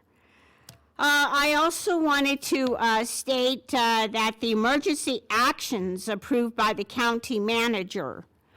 Well, I just wanted to let you know, it has been not very good because most of the time, they are lost. Kathy, can you direct us to this street? Well, it's not in my area. It's somewhere else. I'm not sure where it's at. Because this person has to really suffer before they can get to the body. Yes, it's been happening quite a bit. They give us the wrong address, they gave us the wrong street, and we are lost. And that's exactly what was reported. And so the emergency powers related to the current state of emergency. The emergency is for the purpose of trying to save somebody's life. And you don't permit it because somebody can't hear the siren. I don't believe this, but they all died. And I just wanted to let you know that the body that they found was completely slashed up. Mr. Danny Cleus.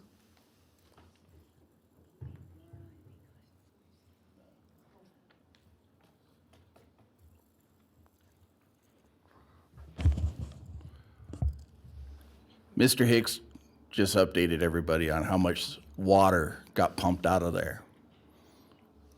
This goes back to Mr. Dwayne Smith in front of Channel 2 News. He told them that the Red Cross was out there. He told me there's nothing we could do, we just have to wait. Obviously, there's something being done now. Is it because the news media was in there? Was it because too many people are complaining? I remember back in January, Donna Robinson asked for the maintenance records for Lemon Valley. Has those showed up yet? That would be Dave Solero. Like I told you before, there's culverts out there that haven't been done in 2 years. I have video of it. If you guys would like to see it, I will be gladly to show it to you. 2 years. It's sticking out of the ground. It's 4 feet off the dirt. Our stuff doesn't get worked on. And to tell me that there's not a problem out there when water is going into houses, to tell me there's not a problem when houses are sitting in water for months, I don't know what you guys call that, but I call that lying to the public. Telling somebody that the Red Cross is out there helping us. I never seen them. We were told when we did call the Red Cross that you got to call the Salvation Army. Then we got told, well, we can put you in a homeless shelter at first. What do? I don't know. What do we do? Can I come at your house and stay, Mr. Lucy? How about you, Mr. Hartung? Mr. Cleus, I would ask you that this is a business meeting and you need to address it as a board, not individual commissioners. Well, I'll ask you to be. I'll address all refrain. you. Can I stay at your guys' house? I'd be glad to. I'll bring my bird and my 2 dogs and stay at your house while everything else goes to crap. I know you guys are working hard now. I know there could have been things done a lot sooner. Could have avoided a lot of this. My neighbor and I just went to the health department to go get a permit. It's going to cost her $1,125 to get that permit, and that's just to replace her septic tank. Should we be a baron on that? Should we have to pay for that? It wasn't our fault. Whose fault is it? You want to call the weather? A lot more could have been done. Thank you, Mr. Cleus. All right, seeing no speakers, I'll bring it back to the board at this time. Not true. I don't have anybody signed in. I just signed in a few minutes ago. Mrs. Holt, come on up, please.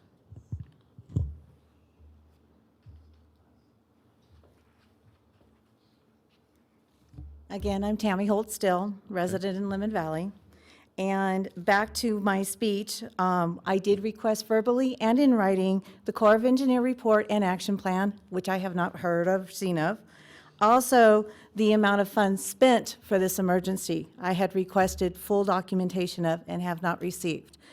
I look forward to Washoe County and its representatives doing their fiduciary responsibility with truthfulness, with kindness, and with expedience, okay? Also, we did make contact with Chief Hicks' emergency numbers, and we did not receive the response. He wants people to let him know. I know, I have done my due diligence to make those phone calls. I've even contacted emergency management and my commissioner to make sure that the due diligence was done on my behalf when there were issues. And there wasn't a response, and there was no response personally back to the people that were damaged. Their home was flooded again. So, you know, there's issues that need to be addressed. I know, of course, we've had a lot of water from Mother Nature, but this is not the first time. Washoe County knows that it did not do its due diligence when it was given the information for the infrastructure that needed to be done for this before this type of incident happened, and it was not done. It is the responsibility of Washoe County and the city of Reno to do their jobs. Okay? Thank you. And for the record, Ms. Holtstill, you signed up for regular public comment on number 18. That's why the confusion and why your name wasn't on the system. So if you want, we'll call you again when public comment comes up? No? All righty, thank Okay. you. All right. Do we have any, bring it back to the board, do we have any further discussion from any of the commissioners at this time? Seeing none, Mr. Manager, would you like a motion to accept the report?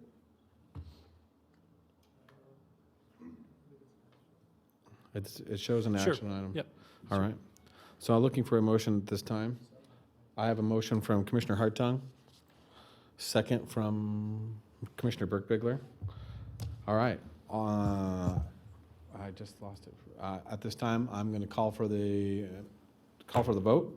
And all those in favor signify by saying aye. Aye. Aye. All those opposed, please lock in your votes. Motion carries unanimously. And I would ask all the commissioners to affirm their votes up on the board as posted. All right. Seeing that, I'm going to move to agenda item 15. Mr. Manager. Mr. Chair, perhaps we could combine 15 and 16 together since they're related Okay. items. Let's do that. We'll do These 15 and are 16 together. both discussions and direction to staff regarding legislation or legislative issues proposed by legislators, by Washoe County or by other entities permitted by the Nevada State Legislature to submit bill draft requests or such legislative issues as may deemed by the chair or the board to be of critical significance to Washoe County. And then item 16 is the same item related to Truckee Meadows Fire Protection District and the Truckee Meadows Fire Protection District Board. Okay. And Mr. Rogers. For the record, I have a list of bills of interest that I'll pass out to the board from the manager's office. Great. Thank you, Madam Clerk. Mr. Rogers. Good morning, Mr. Chair, Commissioners. For the record, Al Rogers, Office of the County Manager. As the county clerk has indicated, she is distributing to you the bills of interest for the week of March 28th. We have 6 that we've identified for discussion, not limited to those 6, but certainly we want to cover those. So if she finishes that, we'll kind of just start at the top and work down, and then obviously questions and other bills certainly are welcome to discuss. Great. I think we'll start at the top here and kick off with AB 39. That is, of course, our bill that Washoe County introduced, and I will turn over to County Manager Slaughter to provide the update regarding that bill. Mr. Chair and members of the board, AB 39, I think we're all familiar with that the particulars of that bill, since that was the bill draft requested by Washoe County. I've had discussions with the chair of the Government Affairs Committee and by Senator Julia Ratty regarding this bill and discussion about a path to a resolution. The proposal that is on the table follows this, that the bill would be amended, that the requirement, the request of changing the overall composition of the board from 4 members from the city of Reno, 3 members from the city of Sparks, and 3 members of Washoe County. Our request was that be changed to 3, 3, and 3.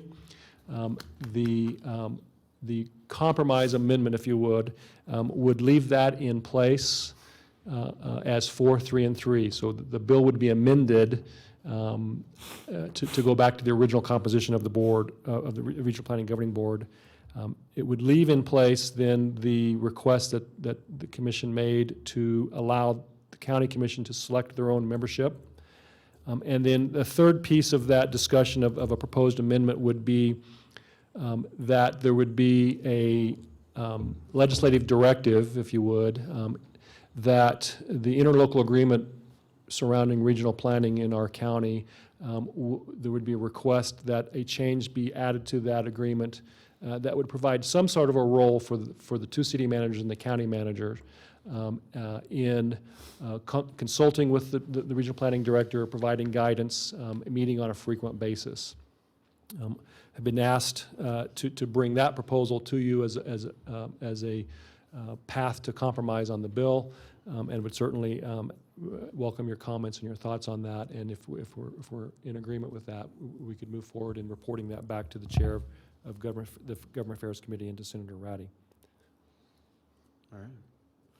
So what is the pleasure of the board? Do we want to take this one item, one bill at a time? Well, this is the only bill that we have, Mr. Chairman. and Right. So we should probably, Yeah, let's address just this one. discuss that one. Okay, so is there any discussion from any individuals? Commissioner Hartung? Thank you, Mr. Chairman. I have no issue with including the managers, but as you well know, I still take issue with some of the policies that are contained in the regional plan that have been there that I believe need to be revisited with respect to, and again, I'll go back to the main one for me is policy 1.3.3, which has to do with industrial and commercial not being able to be in the county and serve the wider region. And I would submit to you again that if we have certain kinds of industrial and commercial, where better to put them than in the county? Do we want to put a battery acid plant beside an elementary school? I mean, those kinds of projects should be, especially in outlying areas. And so I know that they're probably not going to want to delve into that, but I'd like to see some way where we can effectively adjust some of those policies that give the county an opportunity to make substantive changes, especially with industrial and commercial, and especially because we have a lands bill that's going to hopefully get ratified in the not-too-distant future. Thank you, Mr. Chairman. Thank you, Commissioner Hartung. Commissioner Burke-Bigler. Thank you, Mr. Chair. I don't disagree with Commissioner Hartung's point, and I think there's some issues that can be addressed in the regional plan update that's going to take effect in 2017. So this year we'll be working on the regional governing board will be working on that. And I really think that's the issue that's the arena that it has to be done in. I don't think it can be done in the legislature. I think it has to be done in the arena of the regional governing board. So for that reason, since I believe that this is probably not a bad compromise, it does a couple of things that we wanted. It allows us to have the same footing that the cities have, and not to be discriminated against with how we represent our own interests. And it also allows some sort of oversight by the managers, which I think is absolutely necessary. We are, after all, spending taxpayer dollars. And when you're spending taxpayer dollars, there needs to be a dual oversight, at least a dual oversight. And currently, the way it's structured, there's no oversight over what happens on that committee. So although I really would like to see the 3-3-3 concept, I don't think we're going to be able to get that as part of our program. So I would really recommend, guys, that we support this proposal. It has come from both, I believe, the senator who was concerned about it, as well as the committee chair, and I think it shows us acting in good faith as a county commission who is going back and saying, we think as a team, once we're on the team, we can all work together and come up with something that's beneficial for the entire community. But the way it sits right now, we're really not part of the team. And so that's kind of why I think we should support this proposal. Thank you, Mr. Chair. Thank you, Commissioner Bigler. Commissioner Herman. I still have the same concern about representation of District 5. So that's all I have to say. Thank you, Commissioner Herman. Commissioner Hartung. Thank you, Mr. Chairman. I don't disagree with Commissioner Burke-Bigler in any way. I recognize that the regional plan update is occurring right now, and in fact, I'd like to see it move forward, but I'd still like some kind of a mechanism, some kind of an assurance that we can get a certain amount of parity in some of these areas. There's just really no reason. 133 was inserted literally at the 11th hour because there was some angst, and it really just doesn't serve a great purpose right now. And while I recognize that the plan itself, the legislature doesn't want to dive into it, it would still be nice to have some kind of a mechanism where we can look at some of those policies, not necessarily decisions that are made by the board, but some policies that the board has, and maybe address those in some other way. And I see, no, okay, I thought Mr. Schiller might be coming up to answer the question. That's all I have, and I don't disagree, Commissioner Burke-Bigler. Commissioner Burke-Bigler. Thank you, Mr. Chair. I absolutely agree that we should have some kind of assurance that they're going to play as a team. We are, after all, a team when we're sitting on that. I just don't think that the legislature is the place to try and get them to make the other players on our team play fair. I think we're going to have to figure out how to make this board work as our team, but I believe that we have to have a fully functioning team from all three entities in order to do that. So that's why I propose that we support this and then see what we can do. I do truly believe that we can work together with the other sides, and so I just think we just have to have some assurance internally in the commission that we are, in fact, part of the team. I don't think we have that now. I don't feel comfortable that I have that now. Great. Thank you, Commissioner Burke-Bigler. You know, and I just wanted to add a couple comments in reference to what Commissioner Burke-Bigler had stated. And I do believe that we need to support the amendment that has been brought forward and the proposed direction that we're looking at in regards to the bill.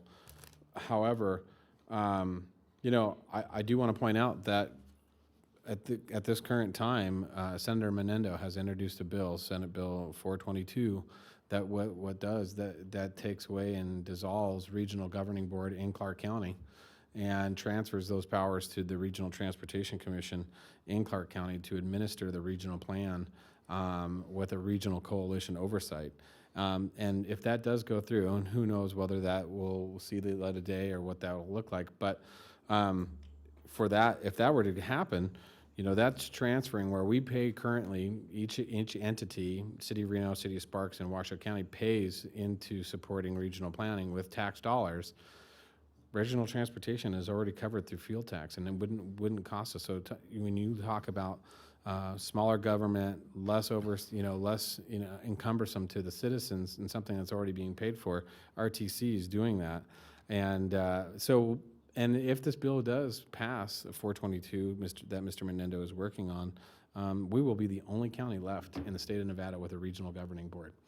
Just some insight to what that looks like. So those are just my thoughts, but at this time, I feel that Commissioner Burke-Bigler makes a valid point that we need to work together as a team and move forward with this. And I would be amenable to this this change and moving forward. So, Commissioner Burke-Bigler.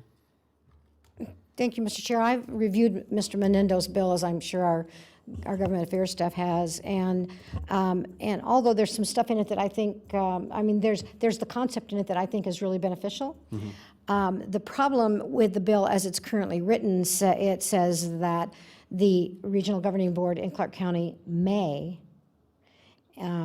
do this, may turn it over to RTC, not shall turn it over to RTC. And legislation is all about may and shall. Everything that happens down there is about may and shall. And so unless that bill is going to be amended to expand it to counties, including counties of 100,000 or more, or 400,000 or more, 400,000 or more, and that word may is changed to shall, I'm not sure that Mr. Menendo's bill is going to serve us any value, because I can assure you that our regional governing board will not vote to turn it over to RTC. Right. That's just a personal opinion, of course. Thank you, Commissioner Burke-Bigler. Commissioner Hartung. Thank you, Mr. Chairman. Isn't the governing board in Clark County just advisory? It does not have the same structure as, it is not binding as Correct. Ours is. That's correct. Thank you. All right. Seeing no other discussion from the commissioners, Mr. Rogers. Mr. Chair, at your discretion, I'd like to jump down to AB 194. That's a social services issue, and Assistant County Manager Schiller is here to provide an update on that one. Okay. For the record, Kevin Schiller, Assistant County Manager, Chairman and members of the Commission. Just a brief update on this bill. As you know, in our Crossroads program and our other diversion programs, one of the key successes of that has been the use of clients who graduate out of the program, give vocational experience, and then provide peer-to-peer support. So much of the program runs through the clients themselves. Assemblywoman Moreno introduced this bill. What it basically does is it is a peer-to-peer certification that would have a certification process through the state of Nevada. And what it would do is basically allow that certification for clients that meet those criteria. So if you had peer-to-peer to support in, let's say, the river, managing homelessness, we do that currently. So many of our clients that become employed through Catholic charities do that. It would also create an opportunity within our Washoe County system to create a classification for those that have essentially rebuilt their lives. So this bill really is just certifying a process for peer-to-peer support, and it also allows for billing through Medicaid and other instances. So just wanted to make sure you had an update on that and that we are trying to move forward and be supportive of that. Great. Thank you, Mr. Schiller. Any comments from any of the commissioners? Sounds good. That looks good to us. All right. Mr. Rogers. Moving down to AB 45, again, a provision relating to public office. Really, the key piece of this is the, I believe it's article or item number 11, the voters registration drive, which would require training and accountability for people who work registration drives. This has been reviewed by a register of voters.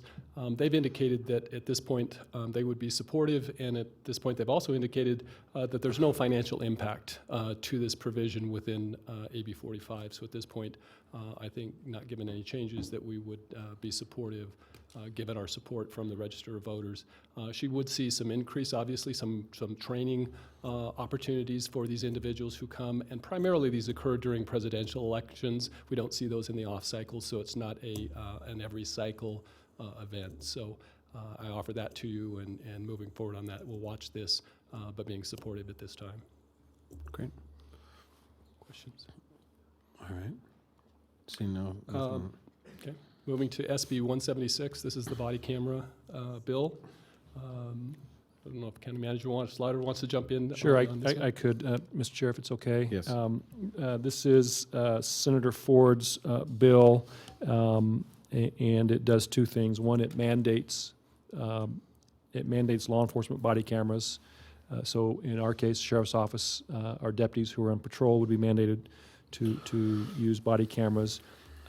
And in discussions with Senator Ford, with NACO, local governments, our staff, we talked with him about that. That's probably agreeable, but we are concerned about that cost because there is a initial startup cost and ongoing cost of maintenance of the systems, and the discussion led to allowing an increase in the 911 surcharge as a funding mechanism for those body cameras. That's a regional funding mechanism. So City of Sparks, in our case, the City of Sparks, City of Reno, Washoe County would have the use of those funds. It allows our current fund surcharge. I'm sorry, the current E911 surcharge is up to 25 cents, and we do in fact charge 25 cents on our 911 fund for the surcharge. The amendment would allow an increase of up to $1, which would more than cover the cost for body cameras based on estimates that we've received from our Sheriff's Office and the two other police departments. So there's, probably wouldn't need to increase the full amount, but it would be available. The bill has had a hearing, and I report to you under our system. We reported to Senator Ford that we are supportive of that, and so we're now here back with you after that event of the hearing, and as this moves forward.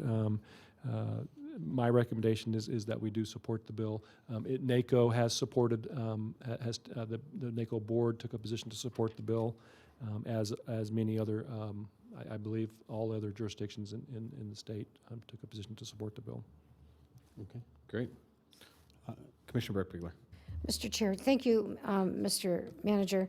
I actually think this is an excellent idea because they tried to pass this last session, and it was, we're passing this and you're eating it. And so this is a real concession that gives us a way to provide something that's safer for our officers and safer for the public and pay for it without, screwing ourselves. Absolutely, and our totally agree. budgets.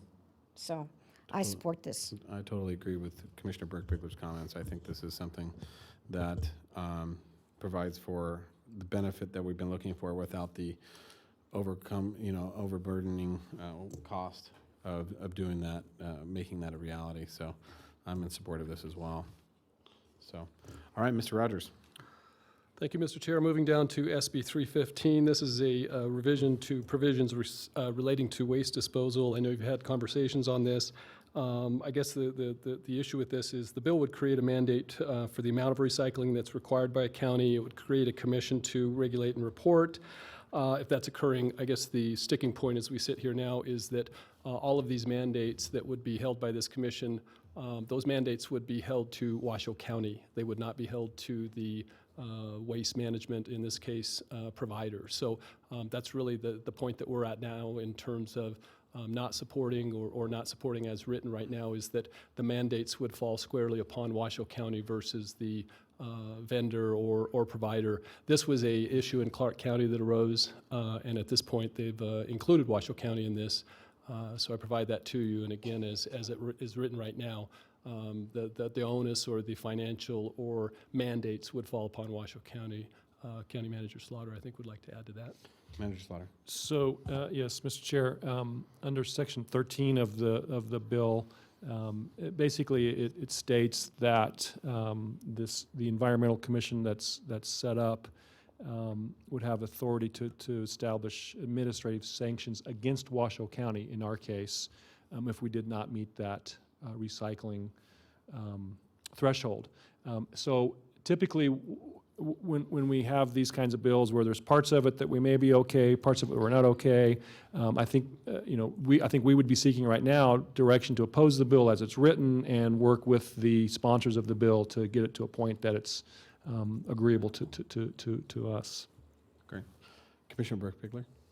Thank you, Mr. Chair. It's interesting. I did some research on this, and I found out that this piece of legislation was actually passed in California, and the cost to California municipalities has been significant.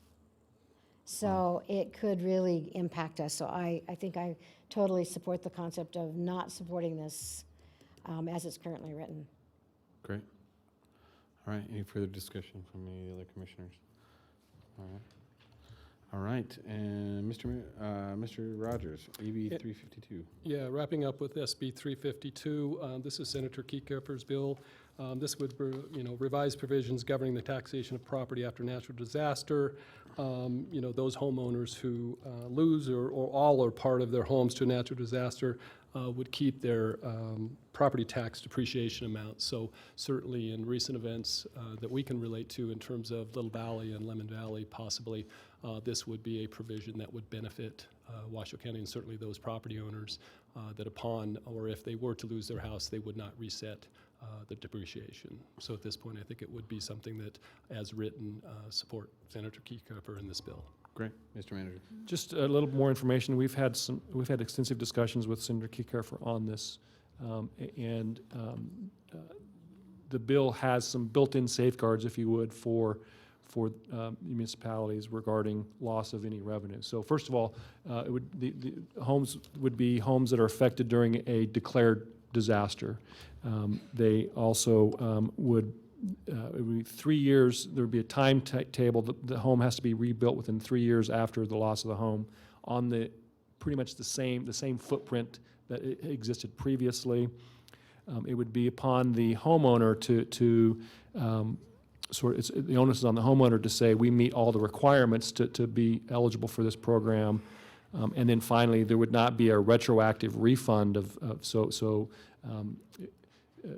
basically it goes back to 1981 would be the first year that homes would be eligible for this program, because that's when there was a tax shift, and so going back to 1981 to present, any home that was destroyed or damaged significantly during a declared disaster, the homeowner, the onus would be on them to say, I've met all of the requirements to receive this going forward, not going back. Great, thank you, Mr. Manager. Commissioner Burke-Biegler.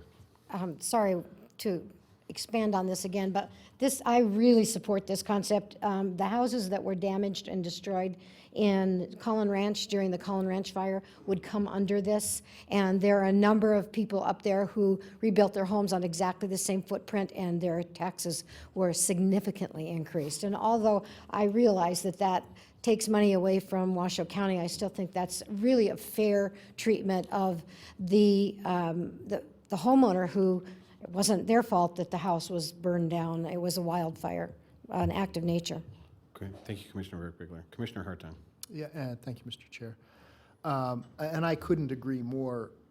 If you have to rebuild your house due to a natural disaster, why should things reset? I mean, this isn't something that they came up with and thought, wow, now I know how I can, finally do the much-needed remodel in the kitchen. I'm going to burn my house to the ground in a natural disaster. So I can't understand why their taxes would be reset to begin with. That's just it's counterintuitive to me. So I would be highly supportive of this also. I have to agree with both the Vice Chair and also Commissioner Hartung that this bill is tremendous, and I have to thank Senator Kekeffer for bringing forth this initiative, because this is something that definitely is going to impact not only the Little Valley Fire residents, all the residents of my district that were dramatically impacted by a natural disaster, but Little Lemon Valley residents and any residents that this impacts, and as a natural disaster, this is a tremendous benefit. And I think this is one thing where the county can really step up, and I agree. This is nothing of their own devise. This is purely an issue of natural impacts, and we should be cognizant of that and help them in any way, shape, or form that we can. And this is one of those ways that, instead of making their lives more miserable, be as helpful as possible. So I'm in full support of this as well. So, all right. Mr. Rogers, seeing nothing else on your list, Commissioner Herman?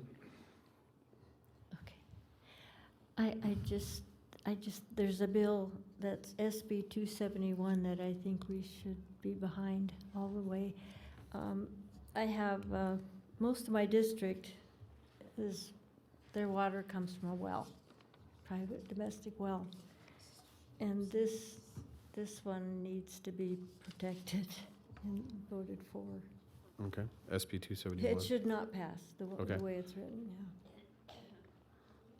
yeah. So, what we'll do is we'll ask staff to get us some information on 271, and we'll bring it back for a future legislative update for a position on that at that time. Can I explain that? Yeah, absolutely, Commissioner Herman. It's basically giving the power of the management of the domestic wells to the county or the state engineer, and this has never been any part of any law previous to this. They've been totally separate, always. Okay. Oh, all right, great.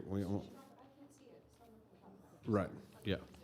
Yeah. I think. Well, like I said, we'll get some information and have that come back in a future legislative update. Commissioner Hartung, I have you. Would you like to speak? Oh, okay. All right. All right. All right. See no further discussion from any of the commissioners.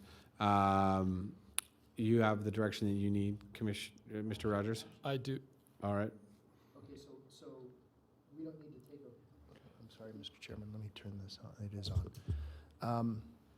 Do we need to take a vote? Because we've changed AB 39, there's some language changes in that, and then there's some supports and opposes, so I think we're going to take the vote to accept the report today and not take it, because we're not taking a position today. Mr. Liparelli? Mr. Chairman, these two items allow direction to staff, and I think the staff now understands the board supports an amendment, when the amendment is completed, this bill can be listed on the agenda as an item for specific action by the board endorsing the passage of the amended bill as a standalone item. There's no notice we do the best we can, but there's no notice in these two agenda items that the board's going to be voting on individual pieces of legislation. So our recommendation is to put it on a future agenda.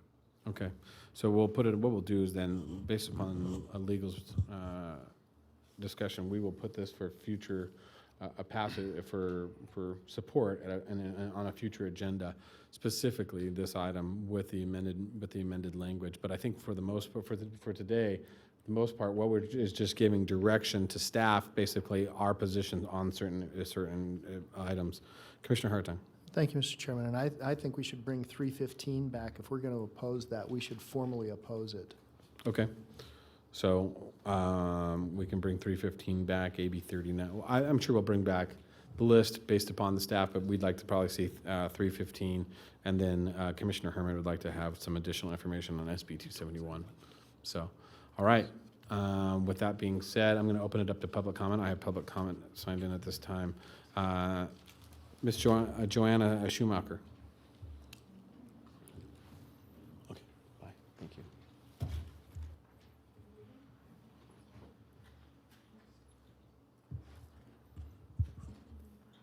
For the record, Joanna Schumacher, Washoe County.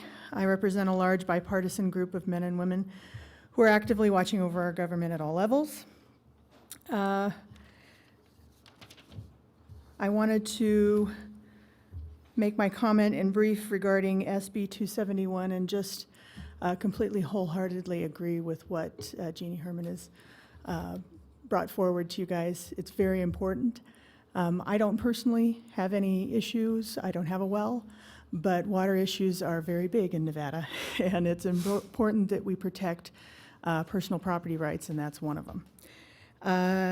In brief, regarding SB 176, you might ask the state regarding bonding, regarding lawsuits, and also you might have to look at the insurance costs, whether you're self-insured or if you're using another insurance company, because there are some reports regarding the body cameras and an increase of the cancer rates.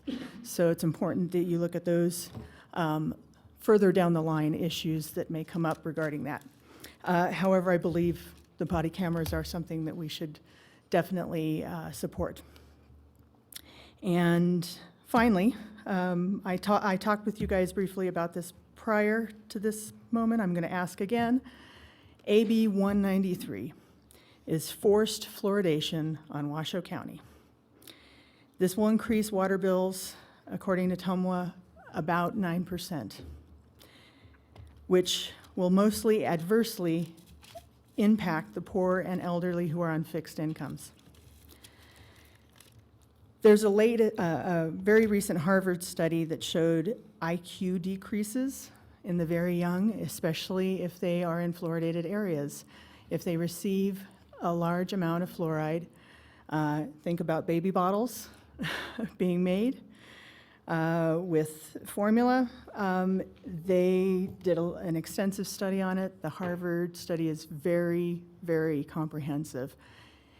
We would be spending money, wasting it, most of it going down the drain, most of it corroding pipes that are going to have to be retrofitted.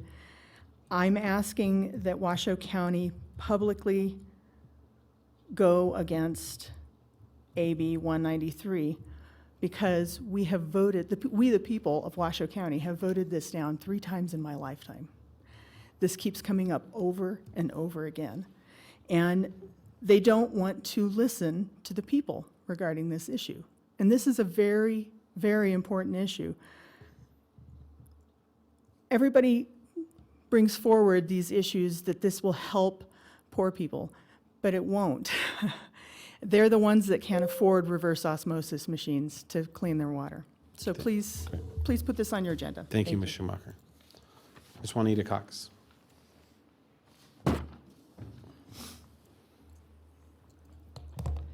For the record, My name is Juanita Cox, and I'm representing Citizens in Action.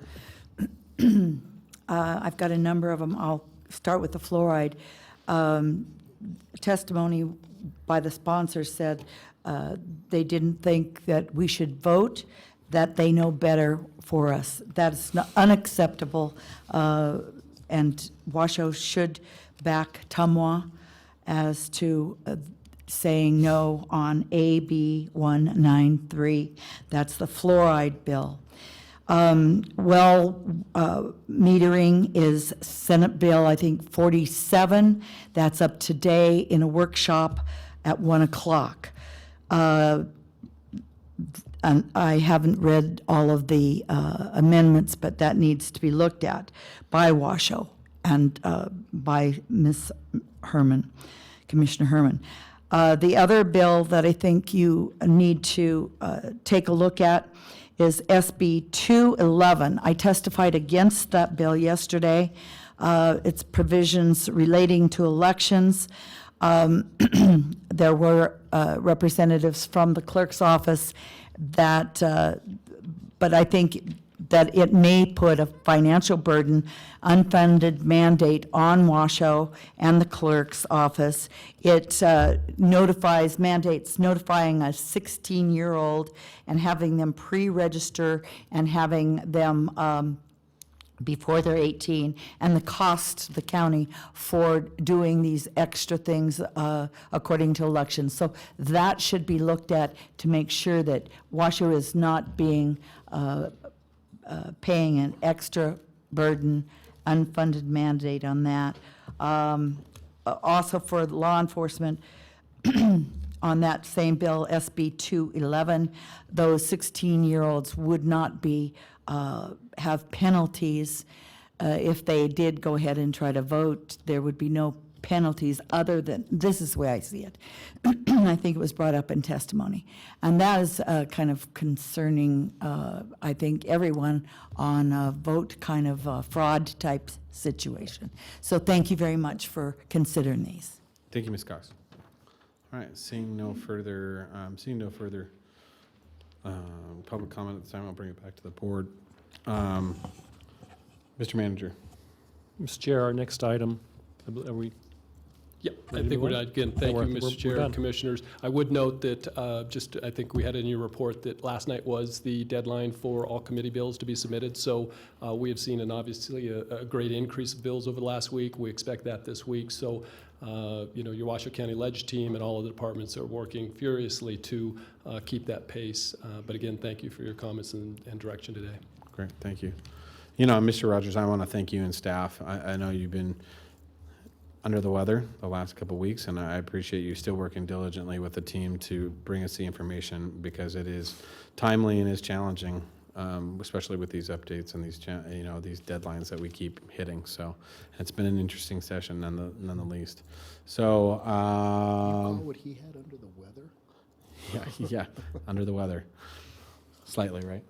Mr. Manager, agenda item 16. We had combined those two, so I'm not sure if Chief had any specific. Chief, did you have any items? Okay, yeah, perfect. Thank you, Mr. Chairman. For the record, Charlie Moore, Fire Chief, Truckee Meadows Fire. Just a very brief update on AB 297, which was the legislation that would require certain local governments to designate fire and police stations for persons to meet in order to complete the sale of personal property that was initiated on the internet. I understand that there's been an amendment to that bill that would remove fire stations, so most of my peers have no opposition to the bill. So I just wanted to make you aware of that amendment, and I certainly have no opposition to the bill going forward. Great.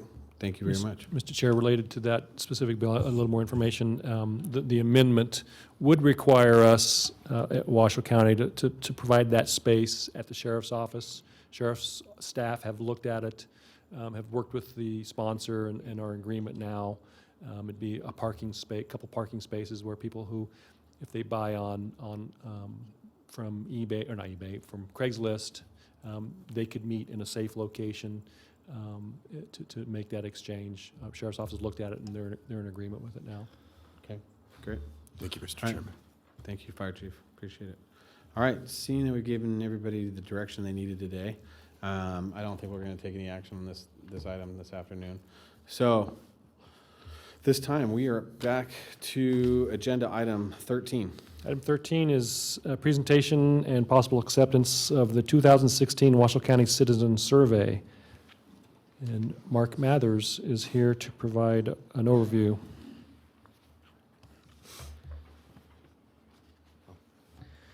Thank you, Mr. Chair. Mark Mathers, Budget Manager. I'm very pleased to present the results of the 2016 Citizen Survey of Washoe County residents. Given the lateness of the hour, I think I'll breeze fairly quickly through this.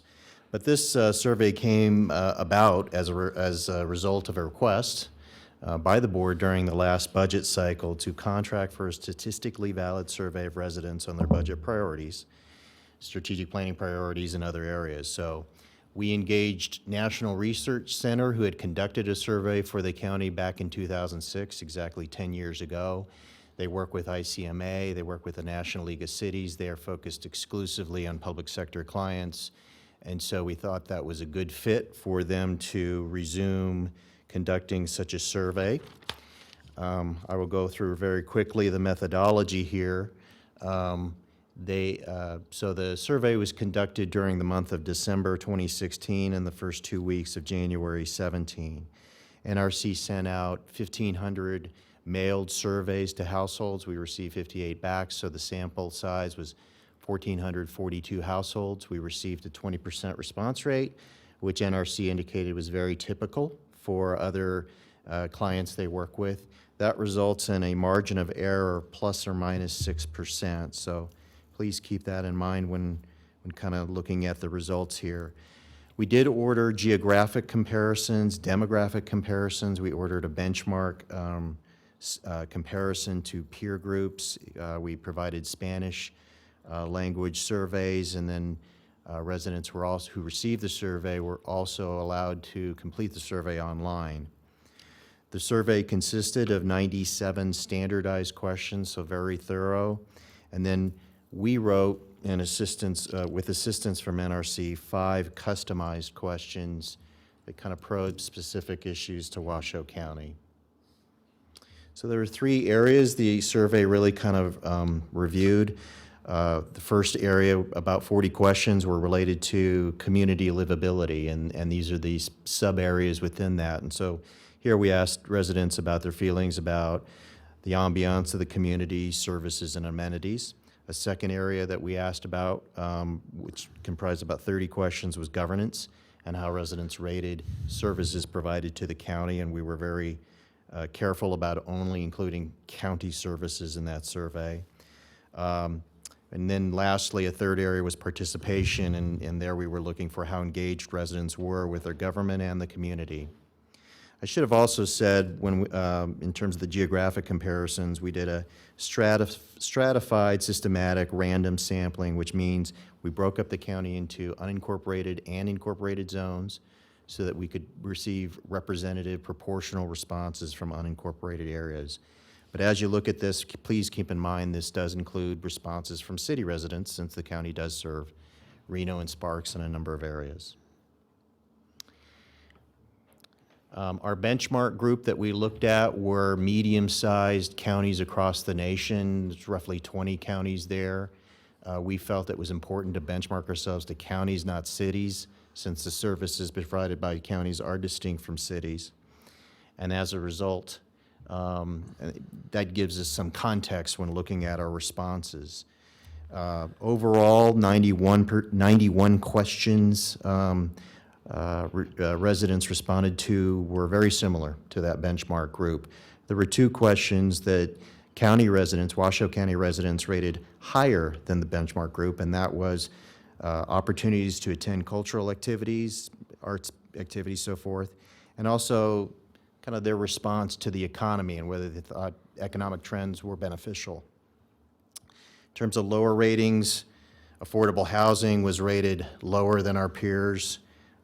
The availability of housing options, Washoe County residents thought were poor compared to our peers. Affordable quality mental health care. residents thought were poorer than those other communities. And lastly, public library services were rated lower than our benchmark group. So again, I'll try to go through this very quickly given the late hour. Our first key finding to the survey was that Washoe County residents enjoy very good quality of life and they appreciate living here. So 8 out of 10 respondents to the survey thought that the quality of life was good or excellent. And that compares to 7 out of 10 in 2006. 86% thought the county was a good or excellent place to live. 79% thought their neighborhood was a good or excellent place to live. And that compares to 67% in 2006. Residents are also very loyal to Washoe County. 87% intend to remain in Washoe County. In terms of key focus areas that came back out of the survey, these again were the areas in that community livability area. Safety and the economy jumped out as 2 areas that residents were in particular concerned about or thought were a priority. And we'll go into that in a second. Key finding number 2 was that residents were greatly concerned about the importance of monitoring new development. So we asked a customized question you'll see later. How concerned are you that new development will impact county services? And 87% came back that they were somewhat or very concerned about that. 95% said that it is important, either on a high or medium priority basis, to plan for increased growth. So that confirms, I think, what we all kind of know. And then our third key finding was we asked very specific questions, both in the standardized questions and the customized questions about services and priorities for Washoe County.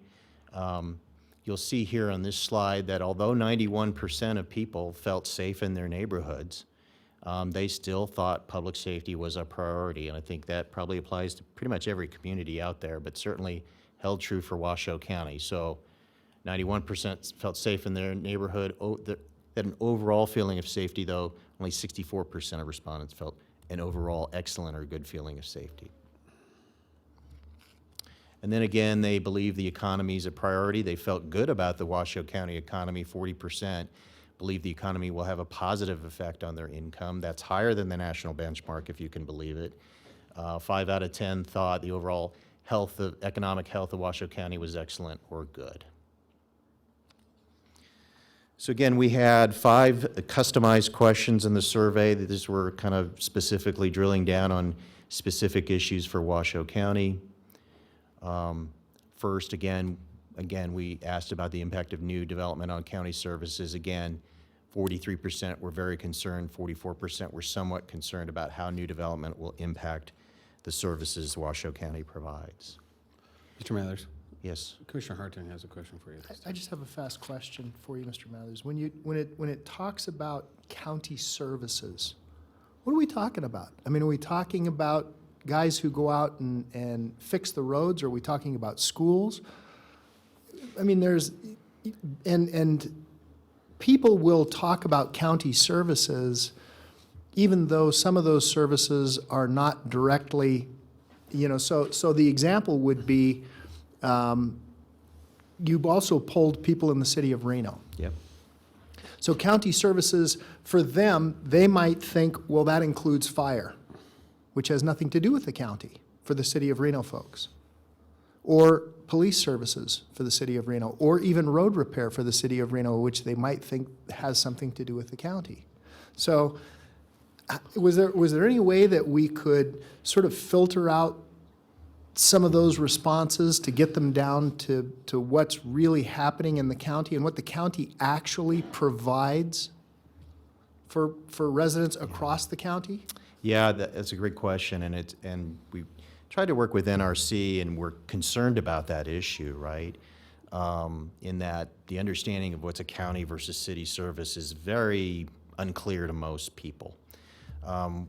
Couple things we try to do there, for instance, on this slide, try to be very specific about specific county services the county provides, try to emphasize unincorporated areas, but of course, first, do people understand what unincorporated means? And then secondly, do they understand where the city boundary stops and the county boundary starts?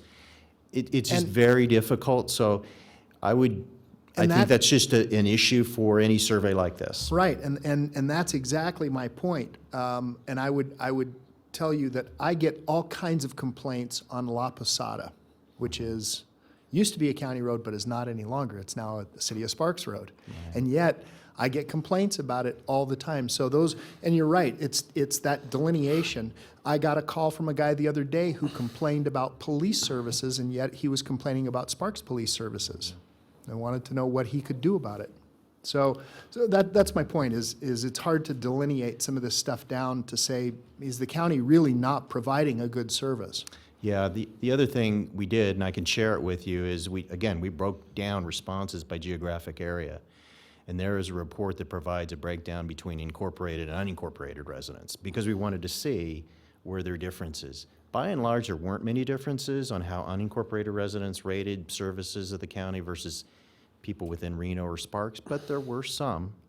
And I'm happy to, share that report with all of you if you'd like to see that. That would be the other maybe way to gauge whether there are differences. But it's a problem surveying about county services, for sure.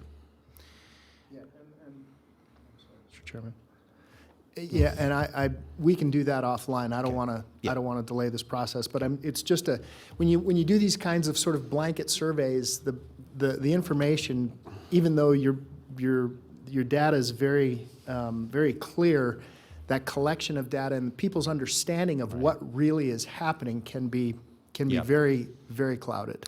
Yeah, and this is really why we wanted to develop some customized questions, because the standardized questions really they're just full of those issues you're bringing up. So this slide, again, tries to be more specific. We asked for very specific services that the county provides, what residents thought about would be priorities for the next 5 years. And so I'll go through this real quickly, but what was interesting to me at least was there's kind of maintenance of county roads. And again, it could be city roads, right? They may not understand the difference, but maintenance of county roads and planning for increased growth were a high priority of roughly 70% of respondents. That surprised me. The next batch of services, sheriff services for unincorporated areas, social services for vulnerable populations, all of those first four, 95% of respondents believed were medium or high priority. And then you kind of drop down to a second tier where only, quote unquote, 90% thought were a high and medium priority for open space and trails, county regional parks, and senior services. Still, an overwhelming majority thought that was a higher medium priority for the next 5 years. And then last, kind of trailing, was county libraries. Again, though, still a very high mark. Again, though, even understanding, if I may, Mr. Chairman, understanding what's a county road versus what's a state road. Yeah. Pyramid Highway, people think is a county road. It is not. Yeah. It's that's a state road. So it's tough when they start making complaints about and saying the maintenance of county road, you're not doing a good job. Yep. Is it really the county? Right. Yep. Thank you. The next question we asked about were residents' feelings about our strategic planning initiatives. So we wanted to see whether residents shared the same views that these areas were essential or very important, and you can see there they all did. So somewhat validation of the strategic planning initiatives that are in the strategic plan. Interestingly, the lowest response there is for the impacts of medical and recreational marijuana. Again, still a high response, but lowest. The last set of questions related to a hypothetical, and we were very specific in this hypothetical, and we worked with NRC on the wording of this hypothetical, and that we asked about two different kinds of programs and whether residents would be supportive of an increased motor vehicle registration fee for each of those different kinds of programs. And so the first question we asked was, would you support an expansion of the senior program if paying for it required a $60 annual increase to motor vehicle registration fees for a vehicle valued at $20,000? So that reflects the annual cost of raising the motor vehicle fees a penny, $60 to $70. Well, it could even be lower than $60 depending on the age of the vehicle. And what you see there is respondent, 18% of respondents strongly support raising the voter registration fee for seniors, and 35% somewhat support raising the motor vehicle fees. So if you add those together, that's 53% that displayed or exhibited some level of support for doing that. And then we compared that, we asked a second question for their appetite for, again, raising their motor vehicle fees $60 per year for vehicle valued at $20,000 for recreational and cultural facilities. And we were specific about kind of what, that would include South Valley's park expansion and other things to give them a flavor of what that would do. And so again, you can see here the results, they're a little lower. There's less than a majority that would be somewhat or strongly supportive of raising motor vehicle fees for that purpose. Again, there's a margin of error here, so I would, take differences, not definitively here, but it's still interesting. We purposely kind of compared the two areas to see whether there were any differences. So in conclusion, we kind of come away with 3 different findings. First, Washoe County residents enjoy a very good quality of life, and they know it, and that's nice to hear, that they enjoy being here, that close to 90% would recommend Washoe County to their friends and family and intend to stay here. So that's great. Residents are very concerned about new development and want to monitor new development, make sure that doesn't impact services that they receive now. And then in the middle there, they gave us, I think, some decent information on priorities that they felt. I would say that, we thought this effort was worthwhile. We'd like to continue doing this so we get some longitudinal data, so we can compare year to year trends up or down in these responses. But overall, we thought the information was interesting, helpful, despite some of the data interpretation issues Commissioner Hartung has brought up. Great. Thank you, Mr. Mathers. All right. Commissioner Hartung. Yes, we are. I got you. Commissioner Hartung. Mr. Mathers, did we look at length of residence for the respondents? Because here's what I'll tell you, what I've learned having served many years at the citizen level. Some of the loudest to complain are the newest residents. I moved here to get away from this. And I can't tell you how many times I've heard that, and I understand that. I get that. But many times when you look at length of residence of less than 5 years, you see a very different response from 5 to 10, 10 to 20, 20 to 30, and lifelong residents, of course, are, you're going to kind of see a different response. And I just wonder if you guys were able to filter that into the final tally. So to respond to you, Commissioner, we did track how many years respondents lived in Washoe County. We'd have to go back to NRC probably to break that out. Just so you know, though, 23% of respondents lived in the county less than 5 years. Of that, only 8% lived here less than 2. Interestingly, half of the responses came from people who lived here more than 20 years. Okay. So we did ask that question, and we can provide a breakout if you'd like. No, I just wondered if we looked at that in the whole flavor. Thank you, Mr. Chairman. Commissioner John. Thank you, Mr. Chairman. I think that what we really get from this small snapshot, frankly, because this is people having to do a little work, and those are very different people than the people that just throw such things like this into the garbage. But I do want to see the unincorporated versus incorporated everywhere on all the breakdown, considering that I represent the largest amount of incorporated county residents. I think it is wildly apparent that citizens are concerned about library funding. So I think that fits with my regional parks and open space requests. We need to increase our library funding. This was done to inform our budget process. So I'd like to see that proposed. And 87% of the people that we surveyed, plus or minus 6%, are talking about the things that I've been asking somehow, some way, future agenda item, please, and if it takes more than 2 hours, let's go there too. Who owns the responsibility to prep this region with new development? And we've never decided who owns it. We never said who's going to take this and do the type of outreach and inclusion to ensure that the people that stuck it out with us through some of the worst times are also having insight and voice as to how do they want development to look. And most importantly, that we go and ask the new people coming in what services would they like as well. Because if you build a bunch of strip malls, which frankly I think are completely out of style, and I think these new people would agree, and nobody goes to them, we're then stuck holding the bag vis-a-vis property tax, sales tax that we are not realizing.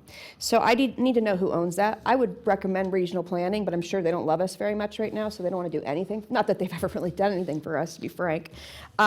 Maybe they should own it. What are they doing to look at the impacts of development and what people in certain pockets want their development to look like? I brought this up for for years, and I'm a little frustrated that we've never gone anywhere with this. There are people that are experts at this, and there is a model community in Arizona, and I never can remember the weird name of it. It starts with an S, Saguarera. It's not an English word, and it used to be a big farming community, and then a bunch of warehouses and industry moved in, and they really had a balance between people living there, had their input, their say in terms of land use development, as well as people moving there. You know, one thing they noticed, they need to build a lot more daycares. Like that was a niche market. Rather than trying to guess what people want, let's do it scientifically. This is not the first community on the planet that's going to have a big boom as per usual here. So I do want that an agenda item. And then I'm not surprised with roads. I think, and granted, nobody knows what road they're on. Is it city? Is it county? Is it state? But our roads are in really bad shape, much like the Lemon Valley flood. That's what happened this year. We had a really awful winter, and I mean, you can even see I-80, some of the potholes on that would take my whole car if I didn't go around them. So we have to figure out a way to message this is what the county has done for roads. Because I think the county roads are in pretty good shape, honestly. People just don't know the difference.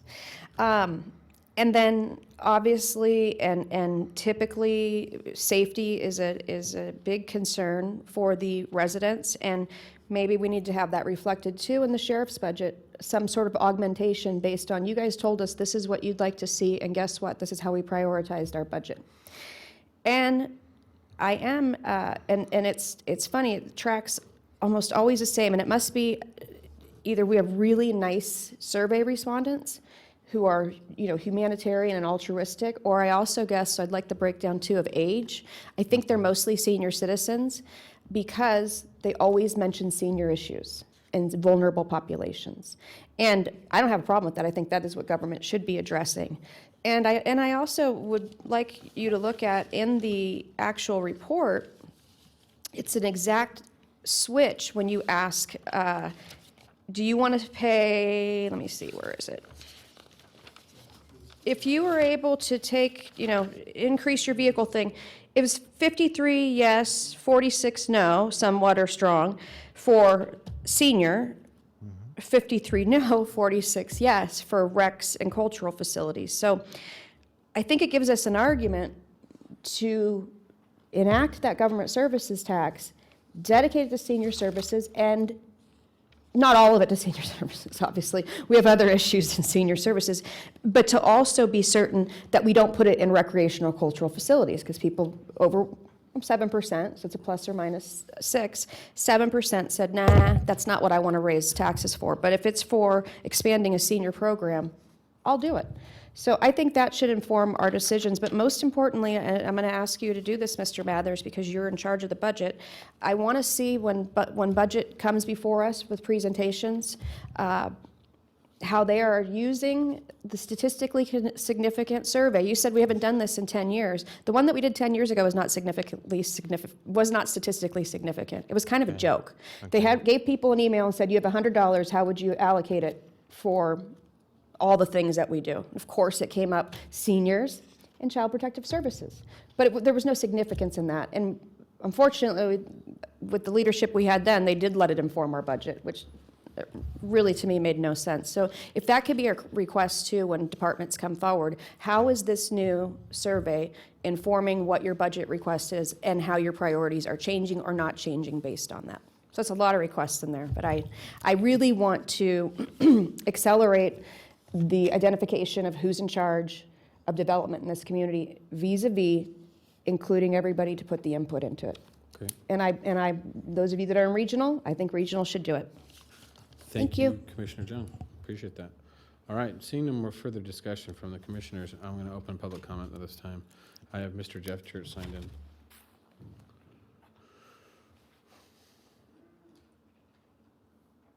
Good afternoon, folks. I know you want to go home. I'll try to be quick. I can't guarantee it. A little handout for you. I draw your attention to page 5 of your survey. For the record, my name is Jeff Church, RenoTaxForVolt.com. It is a wonderful place to live. I've been to all 50 states, and with all due respect, it's not who's on that side of the podium that matters. It's the Sierra Nevada, it's the desert, the proximity to that state formerly known as Golden, the casino amenities, including the buffets, which I do too much of. My wife was born and raised in Northern Nevada. My dad was a physician here in Northern Nevada. I have the old blue plate, which I'm going to give up over my cold, dead body. So it's a wonderful place. But let's talk a little bit about government. And I think there was something hidden on here that you can't really see it there, but I'm going to read some of that. When it talks about government and governance, 59% of the respondents are not favorable to the honesty or the integrity of public officials. And I realize you get lumped in with the City of Reno and the school board. 54% are not favorable to taxes. 55% are not favorable to the government's citizen involvement process. A whopping 61% are not favorable to the government, believing that the government is acting in their best interests. Perhaps they believe you're acting, you again, lumped in with the other people, acting on behalf of special interests, et cetera. And again, I recognize you get lumped in with, say, the school district, as Mr. Hartung said. I do want to bring to your attention that is a factor that we have a water and flood town hall coming up on March 30th at 4 p.m., I believe, in these very chambers, and that the Washoe County School District is talking about their $40 million deficit on April 6th at Wooster High School at 6 p.m. But still, this was hidden. This is a little tiny blurb at the bottom, and again, it's very hard to read, but I would take that to heart, that maybe there are issues that we need to take to heart as government, how we can better improve that for the citizens of Reno. And just one example how you get lumped in, Mr. Mathers, who's got a very responsible position, makes $150,000 a year. I looked it up. He's worth it. That's a fair pay. Washoe County School District, their financial advisor who drove them into that $40 million deficit makes $207,000. That's outrageous. And again, it gets lumped in when these people do the surveys. The number one thing I see, get that right side up, from my website that people talk about, and you talk about the roads, we pay 40 cents a gallon more than Carson City for gas, 40 cents a gallon more than Fernley. That's what I'm hearing from people. So you got to be careful when you talk about tax, because this is what I'm hearing from people from my website is they're very unhappy. And in my remaining couple seconds, again, tax is not the answer. I appreciate your time and have a great day. Thank you, Mr. Church. All right, I'll bring it back to the board. Any further direction, discussion at this time from any of the commissioners? All right, seeing none, looking for a motion to accept the presentation. Okay, I have hold on. So I have a motion from Commissioner Hartung. Do I have a second? I have a second by Commissioner Jung. At this time, I'll call for the vote. All right, all those in favor signify by saying aye. Aye. All those opposed? Motion carries unanimously with Commissioner Burke-Bigler being absent. Thank you. All right. Thank you very much. All right, Mr. Manager, we are on to item 14. Mr. Chair, item 14 is discussion, possible adoption of the 2017 Rules of Procedure for the Washoe County Board of Commissioners, and Al Rogers is here. Happy to say Al Rogers is here to present this item. We all are happy to see Al Rogers. Thank you, Mr. Chair, Commissioners. I'm happy to be here. First of all, let me thank you for your patience in getting this item back to you. This is not a new item in terms of the rules of procedure existing for the Board of County Commissioners. I believe our first discussion typically happens on an annual basis at our retreat. We brought this up in October, and I think we got some great feedback from all commissioners in terms of the existing rules of procedure, an existing communication policy that the board had, and lobbying policy, among other things that the board, I think, at that time and still feels maybe were missing from the rules of procedure at that time. So what you see before you today is that new rules and procedures, certainly with what was incorporated in previous versions that go back to 2012. What we're asking today is to adopt and move forward with these rules of procedure for the following year. It would be a recommendation to continue to review these at least on an annual basis, if not biannual basis. But today we are here to present to you the rules of procedure that have been, again, put together from a variety of sources, including some best practices within Reno, within the state of Nevada, and actually other jurisdictions throughout the country in terms of rules of procedures or rules that certain county commissions and city councils operate by. I don't want to take a lot of time. Again, we can jump right into questions. I would mention the purpose, the policy, the title of why we are doing this has not changed. But I would draw your attention, we've added to the back of the manual the use of rules. And really, I wanted to just kind of talk about quickly the purpose that these rules of procedure are designed to provide guidance. And certainly as I stand here before you today, all of what's contained in here are for you to use at your discretion. And I would also, as I stand here, defer to legal counsel in the room that these are not in violation of any state laws, any county code, again, provided for the commission's use in a variety of areas, including, as you see through all the various articles, to prepare for a meeting, to vote during a meeting, post-meeting, communications between commissioners, communication with staff. A variety of administrative items are contained within this new rules of procedure. So hopefully we've captured everything. We certainly understand that this will probably continue, as it has been in the past, be a working document that will update as noted earlier, that at least on an annual basis, as we get feedback, that we review and update for your use and hopefully the efficiency of this county commission. So with that, I'm happy to answer any questions. Thank you, Mr. Rogers. I'll bring it back to the board. Commissioner Herman. When I first read this, something just jumped off the page at me, and that's Article 4. And it does concern me, and because it is quite a change. Thank you. Okay. All right. Mr. Rogers, nothing, I don't think we have anything. So at this time, I have no further questions. I for one want to thank you for putting the time and effort into drafting this since our last meeting in October at the end of last year. I find it very beneficial and gives us the guiding principles that we've been looking for here in this commission, and gives us the accountability and provides us with the roadmap for the decorum that we look for here at the commission. So thank you to you and your staff for doing that. At this time, I'll open it up for public comment. I do have some individuals signed in. Ms. Juanita Cox.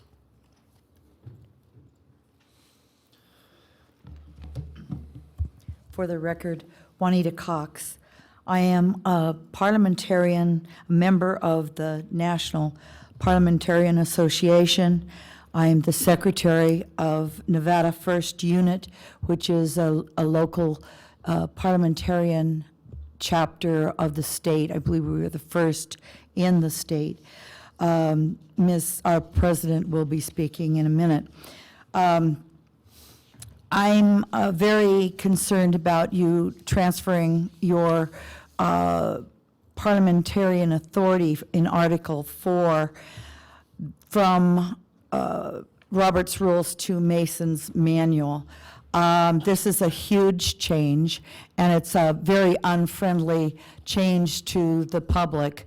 Roberts is very, very oriented towards the average citizen, the average public, where most of things, meetings, et cetera, are run by Robert's rules.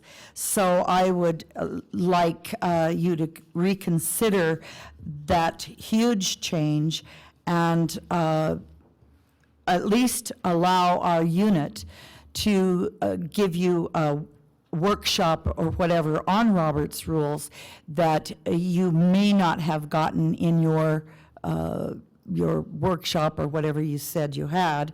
I'm asking today to set aside Article 4 in your motion so we can discuss Robert's rules a little better with this board. Again, because citizens are used to Roberts, and this is not as friendly to its citizens. Thank you. Thank you, Ms. Cox. Ms. Schumacher.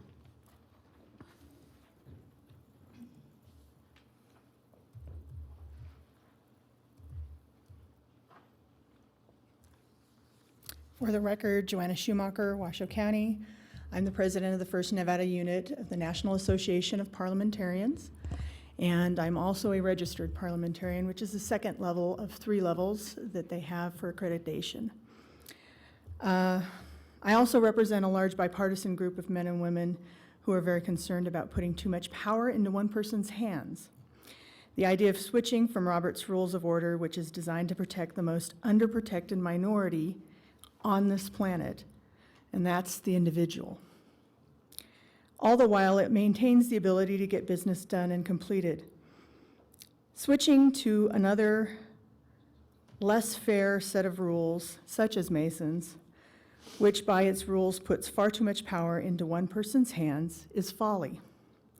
We must always prepare and remember that tables may be turned, and the person in power you like today may be gone soon, and in their place, a person who you wish did not have that same power. The Democrats are crying out, not just because Trump was elected, but that he's wielding the power that the Democrats failed to rein in during Obama's administration. And likewise, the Republicans cried because Obama's overreach of power, because they failed to rein in Bush. Don't make the same mistakes by switching to a system that will impair your ability and the abilities of others to protect against the dictatorship of a chair. Keep Robert's rules in place. We have been training many local clubs, and we'd be happy to offer training to any of the commissioners regarding Robert's rules and how it operates. But it's the most fairly set up system, and it's the system that, as Ms. Cox had said before, most citizens understand, having had to deal with homeowners associations as well as other clubs and organizations who use that same technique. So please reconsider this. Thank you. Thank you, Ms. Schumacher. All right, I'll bring it back to the board at this time. Without any further discussion on this item, looking for a motion. All right. Commissioner Hartung? I'm sorry, I'm trying to read because I admittedly don't understand many of the differences between Masons and Roberts, although I see that it's used by a number of legislative bodies. Can staff answer the question? What would be the substantive change for us, and why would the change have been enacted? Why did we go away from Roberts? To Commissioner Hartung, through the chair, I can certainly initiate this discussion with assistance from the county manager and legal. I think the decision on this was to move, as indicated with Robert's Rules of Order. Those are really designed for civic organizations, clubs, and really focus on bylaws, ordinances, and resolutions. Mason's rule does focus, and to your point, I think it's 70 of the 99 legislative chambers within the United States utilize that now. Not that being the reason for moving, but I believe there was a rationale or a thought to move to the legislative body, to move to Masons with that in mind. The one, I guess, difference in Masons is, and we've addressed that within the body of the rules of procedure, that it does not require a second. We have provided that in your rules of procedure, that would still be a standing rule, even though we have adopted Mason's legislative rules. So real quickly, that was really the rationale to move, because it is more recognized. There's more updated information in terms of Mason's legislative manual to use in legislative bodies such as yourself versus continuing on with Robert's Rules of Order. But we're open to that, and I certainly defer to the county manager. Mr. Manager. Mr. Chair, and I agree with what Mr. Rogers has stated. To begin with the discussion, in my memory, which sometimes goes a little far back, but sometimes I can't always go too far back. But in my memory with Washoe County, the board has never adopted a rules of procedure. So to say that we're moving from one to the other is not quite accurate. The board has never adopted Mason's or Robert's rules or any of the other rules of procedure that exist. And as Mr. Rogers stated, one of the concerns that perhaps is stated regards the lack of the requirement in Mason's for a second. That's Mason's actually does talk about that the body can decide that if they want to use a second, they can do that. That's covered in your adopt or in the proposed rules and procedures that you have before you. So. Again, Mason's rules is designed more for legislative bodies, deals with, in addition to how you deal with yourselves, there's also guidelines in dealing with other branches of the government. So those are covered as well. So more specifically targeted to legislative bodies, and as Mr. Rogers stated, Robert's rules, the history, it's really designed more for civic groups and private organizations, not elected bodies. Thank you, Mr. Manager. You know, I'm Commissioner Herman. I just saw that you had signed in. You go ahead. You know, I want to make sure that the understanding behind this is just as Manager Slaughter had noted, that this is basically to provide us with some platform that we've never had a platform before for this commission. And you know, we have conducted meetings in the manner of such of kind of a loose form of Mason's rules, a kind of a blended between Roberts and Mason's. And so this would just give us a platform, and it's merely more a housekeeping item, so to speak, versus truly a dictation of how we're going to run our meetings and convene our meetings. And so, I mean, I want to reassure that that's not, we're not going to, you know, dictate away from taking the power from the citizens in any shape or form. But, you know, I still support this in the way it's currently drafted. But Commissioner Herman. I'd feel better if I had a little more time to study that situation on. Well, you know, and I appreciate that, Commissioner Herman, but we have put this off for almost now 4 months, and I think we've had this time to look at this for quite some time, and that this has been, nothing has really changed in this. So I don't want to delay this any longer. At this point, I've asked for this a number of times. We've put this off 2 months for sure. I know we've taken it off the agenda. So at this time, I'm going to call for Mr. Manager. I have you signed in. Do you have something you'd like to say? Commissioner Hartung. Thank you, Mr. Chairman. And I don't disagree with what you're saying, but it's calling out that the Mason's Manual of Legislative Procedures, that we'll adopt that. Was anybody else provided a copy of that? I know I wasn't. Through the chair to Commissioner Hartung. No, we haven't, Commissioner Hartung. And to, again, at no fault of anyone, County Manager Slaughter's comments is that I'm not sure if we've ever really formally adopted Robert's rules in the past or provided that documentation. We'd be happy to provide you as early as today a copy of Mason's manual that you could begin to review. Okay. So we're voting on something that we haven't read.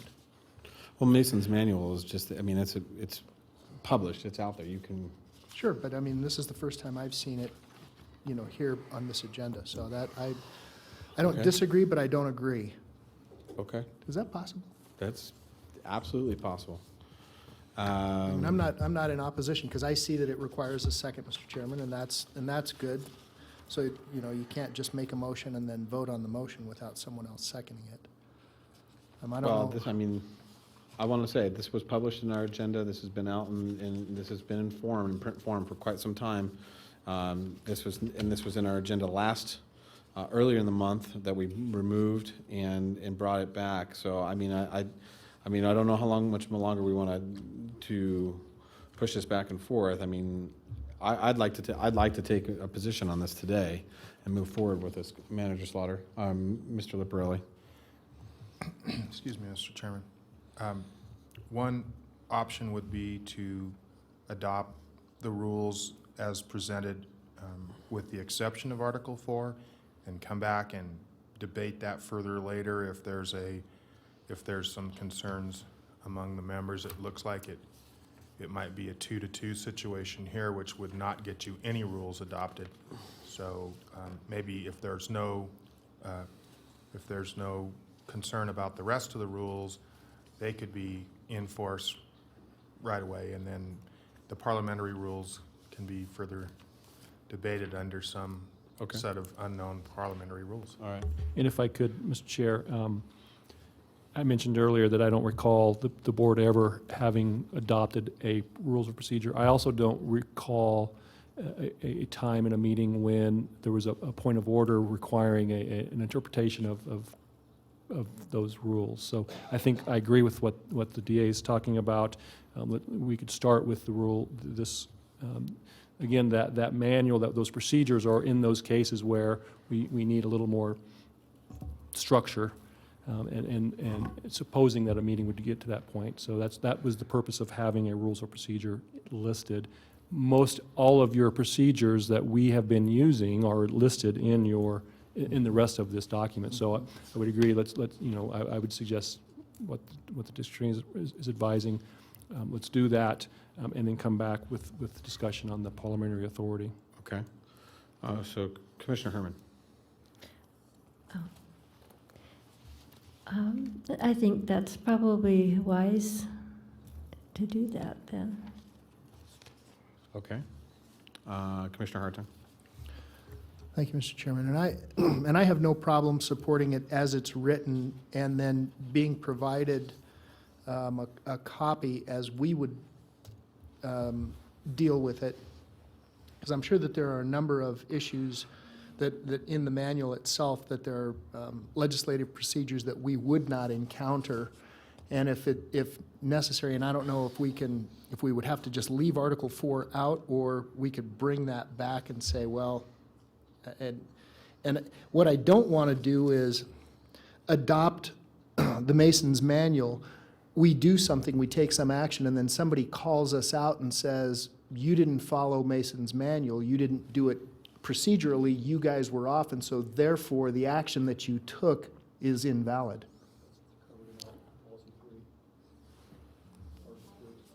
Yeah. Rules and procedures are not intended to legally bind. I understood, but we'll still probably get called out. But I would still support you, Mr. Chairman. Okay. So at this time, I would look for a motion to accept the item, or just looking for a motion this time, whatever the motion may be. Do you want to voice your motion, Commissioner John? Mr. Chairman, it won't let me put a motion in. Well, there you go. There you go. Let's see. I had it in, then I pulled it out, and now it won't let me populate that. My request to speak. Almost made it to the end. Mine's been doing that all along. All right. Well, we'll shift gears as we always Is it do. on the, I have. We'll get away from that. We will walk away because there's no ability to do anything at this time. I refreshed. We're all locked out. My husband's a network engineer. That's the first thing he tells me. I move that we smack Commissioner Johnson. Do you want to, let's, well, since we're in the midst, we're midst of an item.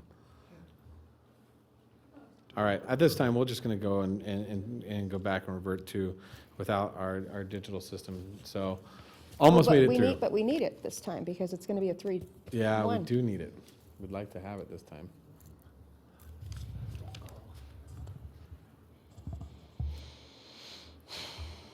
Okay, Mr. LeBret, can we take a short break for a technical break? So we're going to take a short 10-minute break. Thank you, everyone. The bathroom?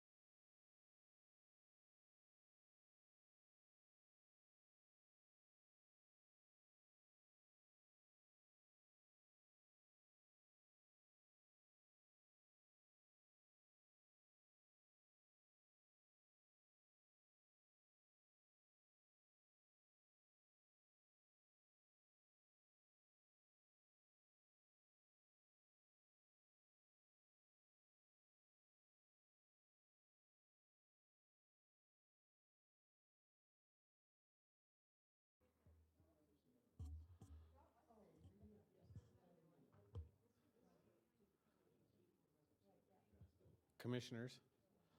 Commissioners?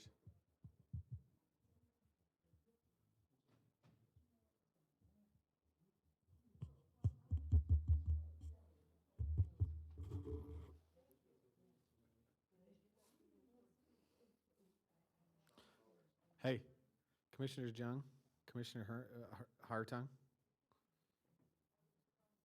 would you like to join us? I know, I got the problem fixed. So the longer you guys want to wait.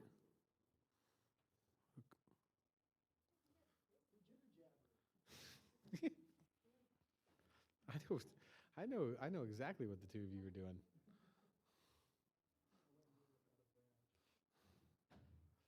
All right. Let the commissioners get seated here, get situated.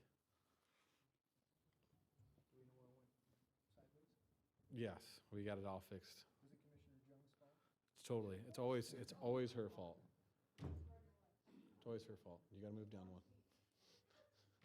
Find your seat. I moved Commissioner Jung in charge of faults. Perfect.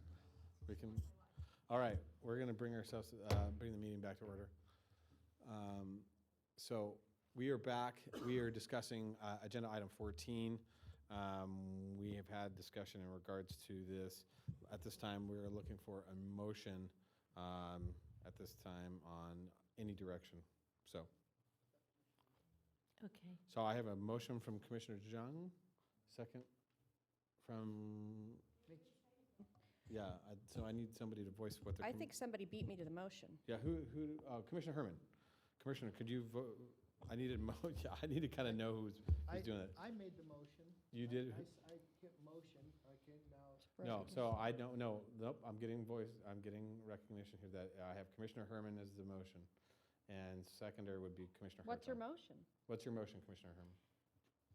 At this time, I would like to make the motion that we accept these rules and procedures with the exception of Article 4. Okay. Commissioner Hartung, do you confirm that? No, that's, You withdraw, you I did. withdrew his I motion? did. I think that there's enough, Can I withdraw mine? Yes, you just hit it. It doesn't let me. I think that there's enough Broke it again. clarification, Mr. Chairman, Okay. in other articles that override some of the issues that the Masons manual might. All right, so I don't have a second on the floor for Commissioner Herman's motion at this time. So it dies. So we're going to clear that motion. Looking for another motion. I have a motion. Mr. Chairman, Motion, Commissioner Jung. I move that we adopt the rules and procedures as presented in the staff report. Okay, I have a motion. I have a second now from Commissioner Hartung. All those, I'm going to call for the motion, call for the vote. All those in favor signify by saying aye. Aye. All those opposed, Nay? please lock the vote. Motion carries 3-1. All right. All right, thank you, Mr. Thank you, Mr. Rogers. Thank you. Mr. Manager, we are on to agenda item, our final public comment for the day. Item 18 is public comment. All right. Madam Clerk. I have only one item signed in, Kathy Brandhorst, and she is not with us in the audience. So seeing no other public comment at this time, we'll close public comment, and we are on to agenda item 19. 19 is Commissioner and County Manager announcements. I don't have anybody signed in at this time. Oh, I do now. Commissioner Hartung. Chairman, I was trying to prepare myself. There was a question brought forward earlier that the county should forego the cost of permits. And I'm wondering if we already have, in the event of a natural disaster, or what I might ask is, instead of just completely foregoing the cost of a permit, what's the cost to the county? Is there a way that we can kind of look around this? Because one of the issues that was brought forward was on a septic tank, which is actually not the county, that's the health department that requires that permit. So I don't know whether there's a way that we can forego that for the simple reason that there are certain kinds of inspections and there's a process that has to occur. So I don't know whether there's anything that we can do, but I'd like staff to potentially bring that back to us. We're talking about changing the tax structure for something that's rebuilt. When that occurs, when something is rebuilt, do we still have all of the same regulations for permitting? And I know that you still have to acquire a permit, but I guess my question is how does that currently happen?